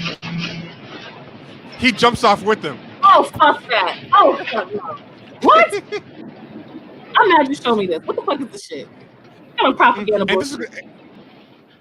And this was considered like such a great anti-racist scene. Like, if you ever read about film history and civil rights, this is considered like such a great woke scene at the time. And it's like, oh my God. This is Sidney Poitier and Tony Curtis in The Defiant Ones. And look, and now he's nursing him. Here you go. He's giving him a hug. Oh no. This reminds me of this movie I was just watching on YouTube about the bus desegregation. I want to say Ike Davis was in it. Yeah, that shit. It just reminds me of that shit. I feel fine. Oh yeah, I think the scene won him the Oscar. He won an Oscar for the scene, I believe. Someone said he actively slowed down at the end, the white guy, just to fuck him up. Yeah. No, see, I hate stuff like that. Like, because in context of the society that we're in, why are we watching images? We should be watching black men helping other black men. Yeah. Right. That's what we should have been seeing. Or if the white guy gave up his freedom to help the black guy, you know what I mean? Like, not how sacrificing. Yeah, I mean, I don't want to see that either, but I would rather see that than this. You know what I mean? Like, I don't want to see that either, because you know why I don't like to see that shit either? Yeah. White people try to use that as like, see, there are white people. Yeah, I agree. I don't want to see that either. I'm just saying, if I had to choose between those two horrible scenes, I would rather see that one at least. Even though neither of them is good. Yeah, I love watching old movies because it's really interesting, those dynamics and how they play out. So, like I've said, so if you go on YouTube, once you start looking at some old black movies, the algorithms start giving you more of old black movies. Yeah. But it's interesting how diverse the different types of movies are depending on who's creating the movie. So there are black movies by black filmmakers, even really, really old ones, and there's just a different perspective. Now, Oscar Michaud, you guys don't know who that is. He did like a lot of silent movies and some sound a little bit later. He was like one of the first early black filmmakers. And it's really interesting, the dynamic between dark-skinned people and light-skinned people in his film. Light-skinned people tend to be very well-spoken. You know, I speak like this. And then black people are like, oh, I want some cabbage, you know? And, you know, the black people are like servants and they live in the projects or whatever. Then the light-skinned people are like, you know, if they're a girl, they're dancers and performers. If they're male, they're like businessmen or something distinguished. And it's really interesting to watch the dynamic play out. Now, at first I was mad, but that's what they're reading about, how access created those type of dynamics. So light-skinned people happen to have access to certain spaces. Remember, all black people weren't going to those HBCUs, and they that part. There were a lot of black elites going to those schools, and we know so that what he was portraying was accurate, but it was missing the social context of how that occurred. I was really laughing because the line, I tried to think what context was a line about cabbage being a movie. I was just trying to think. They say I like cabbage. I was trying to think of the context. Somebody would show up just to big up cabbage. You know what? I'm hungry. I told Kenny I was gonna go get something to eat. I never got anything to eat. So I think I just have to I'm one of those people. I would go all day without eating, so I'm good. No, I'm about to eat my damn self. Lunches right now. Yeah, man, but that was Oscar Michaud. I've never seen his stuff, but I'm surprised. I know of him. I'm surprised there's never been a movie made about him. It's interesting, the people that they don't make movies about, you know. And I always feel like there's a reason they don't make movies about certain people, and it's just because the messaging would be too positive, I think, sometimes. Well, let's talk about that too. Actually, I think that's really important. I think there are so many black stories that can give us so much more context to our history if we actually were able to see them. Like the Netflix special that they did for Madam C.J. Walker. That shit was disrespectful. And it actually, that's the other thing. And what is so bad is that was LeBron James's project. Oh, that made it even worse. And it was bottom to top. I didn't expect anything from it. The minute I heard that I don't know if it's Casey or Cassie Lemon. Soon I heard she was behind it. I'm like, I'm good, because she did that debacle that was Harriet, and I heard she was doing that one, and I'm like, I'm good. Yeah. Well, I actually watched the series. I didn't want to, but I was doing a show, and the girl wanted me to have watched it to do the show. So I watched it. It made me mad from beginning to end because, one, I actually study that history, so I'm really big into Black economic history. There's the things that everybody else was talking about with that movie, such as the portrayal of black men, which was completely terrible. And also they were talking about the whole light skin, dark skin dynamic that was in the film. All that was created. That was not what actually happened. Also, they didn't even show respect to the original black woman Madison J. Walker was not the original one, nor was she as successful, nor was she nearly as wealthy as the woman she stole from. If you watch the series, they have some character named Addie Monroe. The real person's name was Annie Malone. This was a black woman she was a chemist, so she created all her own products. Madison J. Walker basically stole her shit, is what happened. Which, Wow. Yeah. So, yeah, she had a company called the Poro Company, which actually was an African term, and I forgot what it meant, but it was a powerful term. And she had her own chemical plant. She had her own sales agents. In fact, her business was international. And she was also at that event. Madison J. Walker speaking at the the World's Fair and all that. She was there too. In fact, she worked with Booker T. Washington too, and various other people, right? Because they were getting a lot of criticism because they had these hair products for black women, and they were like, "You have hair straightening stuff, and that's not good." But they were like, but at the same time, I'm selling. This is a business. This is what it is. And at the time, everybody was moving from the South to the North, and the standards in the North were basically don't look like a slave.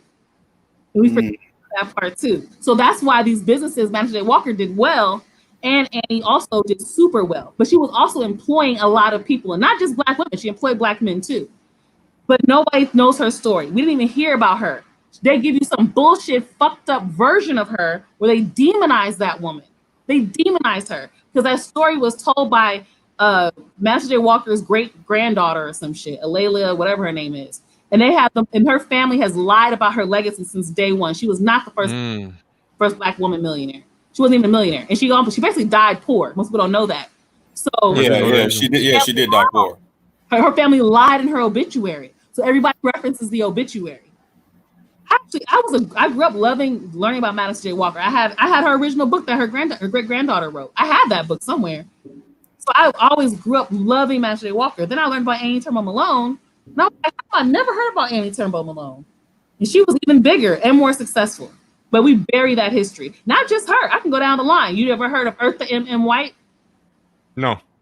The single largest employer of black people in Jacksonville, Florida at one point, who was also one of the biggest philanthropists. So she had a mill, she had a taxi service, she had a cleaning service, she had an employment service. So she was getting black people jobs. You never heard of her. She was wealthy, but she used most of her wealth as philanthropist, giving back to the community, creating homeless shelters and things like that. You never heard of her. I never learned about Biddy Mason until I was grown, and that was in LA. That was a slave who became a real estate mogul. Nobody talks about these people. Ain't no movie about Biddy Mason. The reason why is because they want the people that were accepted into those white circles. So Madam C.J. Walker is an acceptable Negro. It's unfortunate. Yeah. It's true. It's you true. know what I mean? It's the same reason why we don't hear nothing about Malcolm X. Ever. We ain't gonna never hear no Malcolm on Malcolm X's birthday. Nothing. Not the real story unless we tell it. But there's never been a real investigation about who really killed Malcolm X. Nothing. We know more information about JFK getting his brains blown out from both sides of his head than we know about Malcolm X. And two of the people that were convicted of it swears to this day that they didn't do it. Did you see this day, and they're out of prison now. Did you see the documentary Who Killed Malcolm X? Yeah. Yeah, I thought that was interesting because I never even knew any of the stuff that they were putting on there. I never knew any of that stuff. I didn't know about the guys that were convicted. Never knew that story. So that was a whole trip to me. You're right. We never learned any of that stuff. You learn all about that Kennedy shit. Right. We learned about Kennedy, MLK. We don't even really know the truth about Martin Luther King because there's so much stuff they left out. They didn't put out that Martin Luther King wasn't dead at the picture that everybody had seen at the Lorraine Motel where everybody's pointing. Martin Luther King is not dead. Yeah. He didn't die until he got to the hospital. I want to go shout out to Isaac. The Jones Brothers of Chicago. They control the largest private lottery company from 1920 through the 1950s, funded the Chicago Defender and a bunch of other black businesses. Thank you, Isaac. That's what we call running numbers, brother. But look, they funded some black shit with it, right? Right. That's the moral of the story. What's legal and what's not legal is white supremacist rhetoric. But that's right. Right.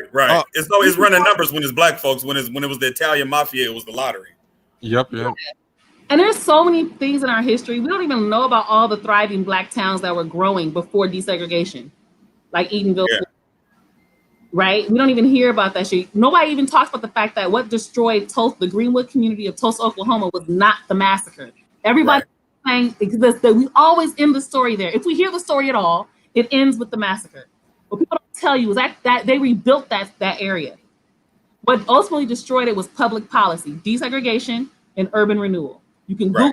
You don't believe me. There's a JSTOR article, which is one of those academic journals. You motherfuckers like academic shit. Go Google the shit and you'll find it. It's not even a secret. And that wasn't the only black town that was destroyed by desegregation and urban renewal. They sold it to us as though it was a benefit to us, and it has not been beneficial to us. The reason why we have desegregation, we have the whole desegregation movement being popular, was because it got funded by the Democratic Party. Originally, the desegregation movement was not about private spaces. It wasn't about trying to get no food at a fucking lunch counter so they could spit in your shit. That is not what the movement was about. The original movement was about public spaces. We pay taxes for this shit. Why can't we use it? That was the fight. So over time, it became about all these other shit. And we didn't realize that was being sold to us. The same thing with urban renewal. We're going to renew these communities. Essentially, just pushed us out. They renewed the shit. We didn't get to live there. Right. And you can't afford to come back. Look at Inglewood. Come back. Somebody in the chat said something about somebody getting rubbed out by the mob. Talking about the numbers rackets, the black numbers rackets. Oh yeah. Yo, you know what's funny about the mob stuff? It reminded me of a Sammy Davis Jr. story. Did you ever hear about how the mob took out a hit on Sammy Davis Jr.'s son? They didn't end up doing it, but they took out a hit on his son. It's an interesting story. You guys ever hear this story? I never heard that. Why? Why were they going to? This is really interesting. Kim Novak was a big actress back in the day. She was like a huge sex symbol, and she was like one of those type of Aryan ideal type. She had blonde hair, had a certain look. You watch old movies, Vida, so you might know who Kim. Yeah. Was Kim Novak the one that was killed in Psycho? Or was that somebody else? Psycho? I don't know because I've never seen Psycho. She was in Vertigo, but she was a big sex symbol back in the day. She was in some Alfred Hitchcock movies. She was in Vertigo, some other stuff. Well, she had this big relationship with Sammy Davis Jr., right? So she had this relationship with Sammy Davis Jr. and they were like in love, and they had these secret like rendezvous. And Tony Curtis and some other people introduced Sammy Davis. Like Sammy Davis said, "Oh, I think I want to meet her." So he met her and they had instant chemistry, and they like hit it off like right away. And somebody at the party, you know how people do. Even today, this happens with is it Malia Obama, the older Obama, who every time she goes to a white party, somebody snitches on her. Yes. Some people at the party called gossip columnists saying, "Oh, something's happening up in here." Somebody said that they know what this story is about. Yeah, but he was threatened with something. Some people say they threatened to take out his other eye. Some people said that they threatened to kill his someone in his family. He's saying that they threatened to keep him from performing at supper clubs because he I guess the mob owned a lot of the nightlife, but he was threatened with something by the mob that scared him really bad. But basically, Kim Novak's handlers, like the head of the studio, this guy Harry Cohen, he threatened Kim Novak, "You can't be with a black guy. We invested too much money in you. We own you." And a woman who a white woman with a black man is gonna kill your career. He invested a lot of money in her, so she refused to stop seeing him and all this stuff. Basically, the mob visited Sammy Davis. No one can agree on what they threatened him with. Some people say they threatened like him with a hit. They threatened him with his career. They threatened him with something else, and they forced him to marry a black woman within 48 hours. I did see that in the documentary. Yeah, and he was going to get in trouble, so he married. I forgot her name was Lorraine something. It was a black dancer that he actually dated in the past. It was actually a friend. Like they were really good friends. Yeah, Lorraine White was her name, and and supposedly they briefly dated in the past or whatever. He offered her $25,000 to marry him and act as his wife for a year. Like he was calling around telling people, "I need to marry a black chick fast." Is a quote that people said. So they were married for like a year or whatever, and yeah, Kim Novak has talked about it, how she regretted that it didn't happen, and different biographers have talked. But I thought that was kind of crazy that he almost like lost his life over that, or lost his livelihood over it, and then he had to be like forced to marry. You know how you niggas love some WPJ. I guess so. Hey. I don't even know what it stands for, but I have an idea. White pussy juice. That's Sammy Davis Jr. was willing to go to the mattresses for a white woman. I ain't doing all that shit. Sure. But the mattresses, almost to the grave. Almost to the grave, yeah. Yeah. Oh, that was the Cotton Club. Before that, somebody mentioned Mary Ellen Pleasant. That's another person that, when you do get her history, is always some fucked up, skewed shit. They don't really give you the real shit. But one, I low-key think she poisoned her. She was married to a white guy or a Cuban guy who looked white. And I think she poisoned him because she ended up marrying the accountant who was black. So I think wow. Shit. That's my belief, because she was kind of a G. She also would help get young black men. She was wealthy. Don't get me wrong. She was a businesswoman. She was a slave, I think, initially, and then she became a businesswoman. But she would basically fund these militias, and sometimes she would go with them, where they would go so like a black kid would get kidnapped from a free state and then taken to a slave state. Well, she'd go, so she'd fund it, and sometimes she'd go to go get that kid. So they kidnapped the kid back. Essentially. So she was a badass, and you never really hear much of her history. They did a drunk history episode on her on Comedy Central, but it was awful. It was awful. They didn't tell you anything. And I think there are certain things that they whitewash that there is no clear indication that they were white, and that really bothered me. But yeah, I can't watch drunk history because the gimmick gets on my nerves. Just tell the history. I don't want to see you drunk. I tried watching it, but sometimes the people get too drunk, and then it's not that funny. Yeah. I rather just told it. But it kind of annoys me that people need gimmicks to get education now. Like that's the only way you can get people to watch anything educational, is to put some kind of fake entertainment gimmick on it. Yeah, I don't like that. Somebody mentioned Cotton Club.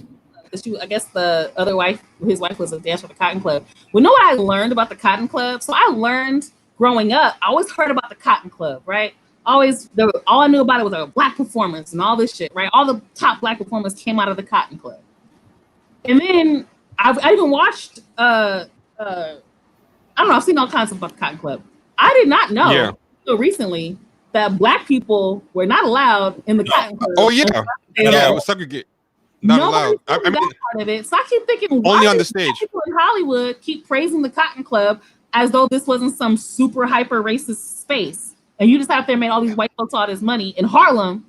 That played out in a couple of movies in Harlem Nights. It played out in Harlem Nights, and also in the movie Hoodlum. I don't know if you ever seen the movie Hoodlum.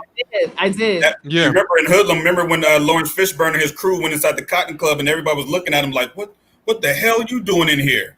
And even the Mater D came up to him and was like, "You're not supposed to be in here," but it was somebody black on stage. Right. Francis Ford Coppola even made a Cotton Club movie. There's a movie called The Cotton Club from '84 by Francis Ford Coppola from the Godfather. I saw that after. That's what your boy that we just showed. What's his name? Gregory Hines. Yeah. Isn't it like Gregory? Yeah, I forgot he was in there. Yeah, Richard Gere and Gregory Hines. Yeah. Was it Vanessa Williams or somebody else light skinned? Some light skinned chick was in it. Yeah, it wasn't her, but I forget who. Oh, Lynette McKee was the last. Oh, Lynette McKee. Yeah, I actually like her. Yeah. Me too. She's pretty good. She's in my other movie, Sparkle. I like her. Yeah, especially light-skinned women is very dangerous because a lot of times light-skinned women can end up in that horrible, tragic mulatto roles. Like that's what Thandie Newton and Halle Berry always get stuck in. I like Lynette McKee because she never let herself get typecast in those. Black. She made it clear she was black every time she was in a movie. It cracks me up. When I first saw her, I didn't know she was black. I thought she was I thought she was Latina or some shit. It was a movie with Richard Pryor. Which Way Is Up or something like that. Yeah. I thought she was, because a lot of there were blacks and Latinos in the movie, so I thought she was one of the Latinos. My mom was like, "Girl, no, that's Lynette McKee. She's black." And with every movie I've seen her in, she always was clearly black. Like she didn't speak Spanish. Yeah, and a lot of those like light skin and a lot of light-skinned biracial actresses, they like taking like degrading roles, even if they are playing black. Like Thandie Newton recently admitted that she realizes that a lot of her roles were degrading. Do you see that interview that she did? I read that. I read part of it. Yeah, it was pretty disturbing. She basically said that she got turned out in Hollywood and passed around at 16. And I can kind of see it because her roles have that energy, you know, a kind of turned out energy to them, you know. She's had some horrible roles. Oh my God, some of her roles are really degrading. And I don't know if I feel better or worse knowing that she was aware, you know. Yeah, but sometimes you can become aware, and it still takes a moment to change things up. Because by the end of it, about how she's become more assertive. And I think that only honestly has come because she's got a little bit more stature in Hollywood. And that's only a little bit more. Like, being black in Hollywood is really interesting. Because even if you think they're super famous, they don't have much say. They're really not. I actually have a family member who is, her name is Renee Woods, but she goes by Ren Woods. And she was on New York, not New York Undercover, NYPD Blue. She was in Roots. She was in Car Wash. She was in a bunch of movies. She's from Los Angeles, but she grew up here in Portland. And I remember we went and visited her. This is probably 1991, 92. It was me and my grandmother. This was down in San Bernardino. She lived in San Bernardino. This is in the early 90s. She lived in San Bernardino. And she had no food in the refrigerator. She had some butter and like some TV dinners or something. She was broke. She didn't have shit. But she knew Danny Glover. Like, she knew these people. She brought Danny Glover to my grandmother's house. And my grandmother was like, I swear I'm not making it. My grandmother was like, who is this again? She was like, Danny Glover from Lethal Weapon. She was like, well, how you know him? You ain't even got no food in the house. See, why Granny's trying to play you, though? Why Granny's always got to try to play you, though, in front of company? She called her ass out. Yep. Like, around all these Hollywood people and you ain't got no food in the house. I was like, damn, you know what I mean? But it was true. She didn't have any food in the house. Like, that Hollywood lifestyle is not what people think it is. Like, not at all. No, it's a really select few people that are really getting money in Hollywood. And I watched that clip of Viola Davis talking about how she don't get no money. Like, she don't get any of the people that she's basically on par with, if not done more. I couldn't even tell you as much. I could tell you more Viola Davis shit than I could Julianne Moore shit, right? But she's like, I don't get paid the same as them. I have the same education, got all the same shit. I don't get their pay. But they want to sit up there and be in Hollywood talking about, you know, you're the Black Meryl Streep, but I don't get Black Meryl Streep money. Yeah. You know? She ain't get no money like that. And it's interesting because I think we assume that people are really out here getting money in Hollywood, and they're not. I watched the Jason Weaver clip, and I thought that was really interesting. I think it was on Vlad TV. And he said his mom, like, it's essentially he still gets money from Lion King because he chose points over money up front, which a lot of people don't do. So his agent came to him with some $200,000, and you would think that's great. His mom was like, nah. Basically, she wanted royalties, and that's what they ended up getting. And now he doesn't have to worry about anything the rest of his life. Hey, yo, we got a troll in here. What is this all about? What did they say? What the fuck is all this? What is all this? Oh, you're out of here. Know. You're out of here.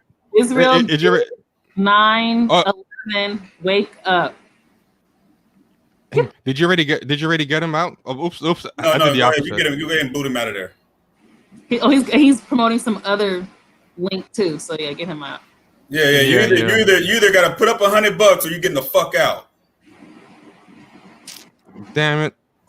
Hold on a second. Thanks for the donation, G-Rock. I have to go over to Twitch from this screen. How do I mod people? Can I mod some? Oh no! You know what? I think you have to go over to Twitch, or he's on Twitch. You have to go over to Twitch and mod him up. So I'm gonna do that. I'm gonna do that right now. Hold on. Man, get that motherfucker out of here, man. Get that troll out of here. Yeah, y'all can keep talking. I'm gonna get him taken care of. Either donate or get the fuck out. Shut it down. or do both. Donate and get the fuck out. But yeah, donate and get the fuck out. It would be funny if he donated and then you still kicked him out. That would have been hilarious. Still kick the fuck out. You lucky in real life I'll rob you. But yeah, I mean, you know, the thing about it is, man, that Hollywood lifestyle, man, is crazy because I remember in high school, and I'm not gonna say their names, and you guys probably don't know them anyway. But I knew girls in high school that went to Hollywood to be famous, ended up in porn. You know what I mean? They went from they really thought they had talent and thought they was gonna be in movies and on TV and stuff like that, and ended up being in porn. And one of them that I know particularly, she has a kid by this guy in the NFL, and she ended up having like a mental breakdown and lost custody of her kid and everything. Like, it was bad. Yeah, Hollywood's tough. It's tough, especially if you're not from LA. It's because like me trying to achieve shit in Hollywood. My whole family's here. I'm not homeless. You know what I mean? I'm not gonna be. I mean, I might be homeless because I was homeless before, but I'm not gonna be starving in the street. You know. But I think it's harder when you don't know anybody here, or you trusted some. What happens a lot is their friends or somebody they know is out here, and then they trust them, and then they get out here, and that person either, you know, disappears on them. They get popular and just say fuck you, or they don't make it either. You know, so I come out here thinking, oh, I have a friend here, and shit don't pop. It's tough. It's tough. Yeah, that's when somebody 2008 B. Scott just said it. Atlanta. I heard about that happening in Atlanta too. A lot of black folks going to Atlanta thinking they're gonna make it or whatever, and end up in some low budget ass video, some trap rapper's video. Yeah, that's why I'm a strong believer in creating your own shit, trying to get into everybody else's space. Like I meet people all the time, especially when I was an Uber driver. I would meet so many people who were out here to achieve this Hollywood dream. And the thing is, they might be really talented. I could probably tell how talented they were. But you can be as talented as you want to be. You can be as good looking as you want to be. If you don't know how to play the Hollywood game, none of that shit matter. The reason why Lena Waithe is where she is not because she's talented. Her shit sucks. But she knows how to play the game. She knows that she has an image. They know that they can profit off of that image, and she's using it to advance her career. So a lot of people have to play that game. I don't play that Hollywood game, so that's why I'm not advice anymore. But you know, a lot of times people don't understand, like, that's a whole nother world. You got to play the game. I have friends now. I have award-winning filmmaker friends. I went to USC, so I have a lot of friends who are filmmakers, right? I can tell you right now, I've watched them have whole breakdowns because they playing that game was really, really stressful. You got to dress a certain way, talk a certain way, be in certain spaces. You cannot be yourself. You have to be some whole different person just to be able to get roles, just to get jobs, just to get on a film crew. Like, it's really difficult sometimes to even get work out here unless you know people. A quick thing: has the troll disappeared? I think I blocked them, but I just want to make sure. Yeah, I think you have to make someone a mod. If they're on Twitch, you have to make them a mod from Twitch. You can't do it here. Oh no! I think I went to Twitch and I think I blocked him. And some people in the chat are actually mods, man. You guys are slipping off. What are you doing? I'm gonna figure out how to make probable cause. Probable cause should be a mod. Yeah, I'm gonna make him a mod, but I think. Oh, go ahead. I think I blocked him, but okay. That Hollywood shit is weird. I remember I used to watch the 5150 show a lot, and Corey Holcomb would talk. He talks a lot of shit about Hollywood, and he described a situation that he was in when he first got to Hollywood with Jamie Foxx. Okay, Ken, a quick thing, just real quick. I want to let probable cause know that you're modded up. So if I didn't get the guy out, you can get him out. Probable cause. Oh yeah, he's all right. Cool. I know that's my boy. I know exactly who that is. But cool. He was telling stories about, you know, being in Hollywood and the things that, and he's a comedian, just in the comedy world. And he said that when he first got to Hollywood, he met Jamie Foxx. And he went to a party at Jamie Foxx's house, and Jamie Foxx had people signing like contracts, like NDAs, like non-disclosure agreements, to come into the party. And he was insinuating that there's a lot of weird shit going on in that party. And he was like, you know, for the stuff that I'm doing, if that means I'm only gonna be on the Chitlin circuit doing shows, that's fine. He's like, because I don't wanna have to be in a position to I guess compromise myself just to be in Hollywood. And really, at the end of the day, you probably ain't gonna get what you want anyway. You know what I mean? So that's, which ties into the whole Nick Cannon thing. Like, I was just thinking about that. Yeah, you know, Nick Cannon, people don't want to admit it, but think about what Nick Cannon just did. Ever since he got into that little fix, he just all of a sudden just turned on black people. You know what I mean? It's almost like it reminds me of like somebody had a manila envelope. It was in the back waving this envelope like, hey, you want to keep talking shit? We about to open up this envelope. And I seen somebody post a picture of him on Twitter dressed up like a woman or something like that. I was like, damn. You know what I'm saying? And people were like, oh, yeah, he already talked about that. Yeah, he might have talked about it, but there might be. I want to say, but he dressed up as a woman plenty of times in sketches and shit. Like, I don't know. I don't watch Nick Cannon, so I wouldn't know. I remember he was a kid. He was on Nickelodeon. Yeah, I remember. And I remember he had characters where he would dress as a woman. So that's not unusual. Yeah, but they were trying to throw him under the bus behind, whatever they thought he did that was wrong or something like that. But he was tweeting all suicidal, which he started talking about committing suicide and stuff, and I was like, hold on, bro, like damn. Take a break, step away from the phone when it gets that bad. He doesn't realize something. So this is the thing. They're not going to forgive him. I can pretty much bet you they're not going to. They're not. Not the most forgiving people. But I will. Hold on a second, guys. I'll be right back. Okay, cool. I will say this though, and it's something that I don't really get disappointed with celebrities, but I didn't really think. I thought maybe Nick Cannon just didn't understand his value. Black people ready to have his back. Fuck Vietnam. Fuck all the motherfuckers. We got you. We were there with him. I seen black feminists supporting him. I seen black incels supporting him. I seen black people came together and said, we're going to support you. We got you. You did the right thing. You didn't say anything anti-Semitic. We got your back. He didn't. Is it a matter of him not seeing his own value or seeing the value of the black people who supported him? Because I think it might have been that he was scared of having just a black audience. Some people don't realize.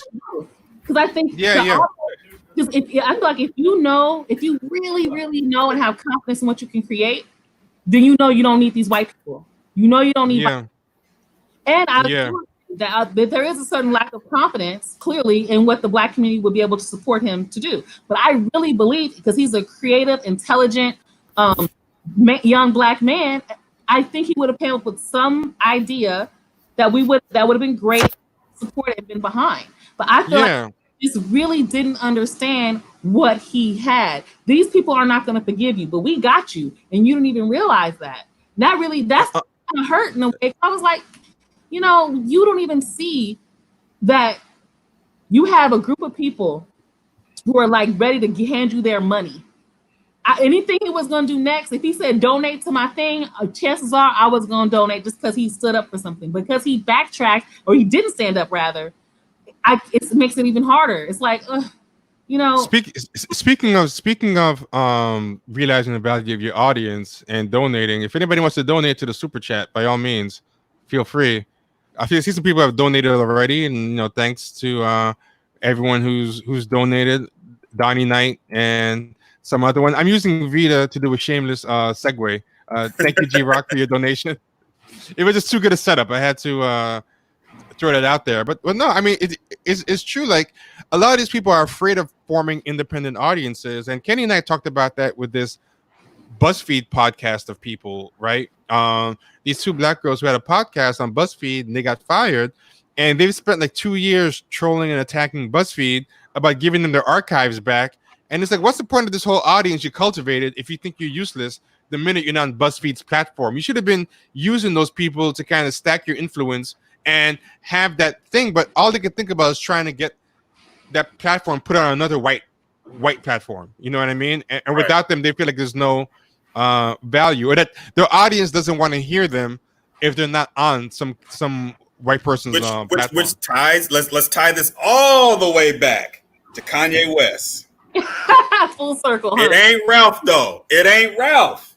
Yeah, but if it ain't Ralph, it ain't good enough. All the way back. Let's take it to Carter G. Woodson and the miseducation of the Negro and white colder. But right. Continue with your comment. Right. So you got Nick Cannon, who I said it when the shit happened, and I said he can just put his show on the internet. Black people will pay for it. The shit's funny. We'll pay $5 to watch it, or if you put it on YouTube and get the super chats like we do. That show makes I didn't like funny. Yeah, exactly. And it's the same thing. But they were funny on that show. Him, Nick Cannon, Nick Cannon, Kanye West. If Kanye West did the same thing FUBU did, black folks will support him. But it's not good enough. unless white folks like it. It ain't even about the money to them. It's not about the money. Nick Cannon got a whole lot of fucking money. That's true. Nick Cannon got so much money. He was on Jay Leno's Garage. You don't get on Jay Leno's Garage unless you got some paper, because the cars that you got is worth some dough. You know what I'm saying? So it ain't even about money to him. And he can talk all that shit wearing that funny looking hat, but really at the end of the day, he want white approval too. Yeah, and I didn't really see what you were talking about until I saw an article saying what he has left. And like, even without the wilding out, he has so many coals in the fire. So it's not like he's like losing food out of his mouth by losing the Viacom stuff. That was only one out of many coals in the fire. So, you know, it's yeah, I just want to say real quick, friend of the show, Michael Brooks, it's been confirmed that he has passed. He's been a guest on the show.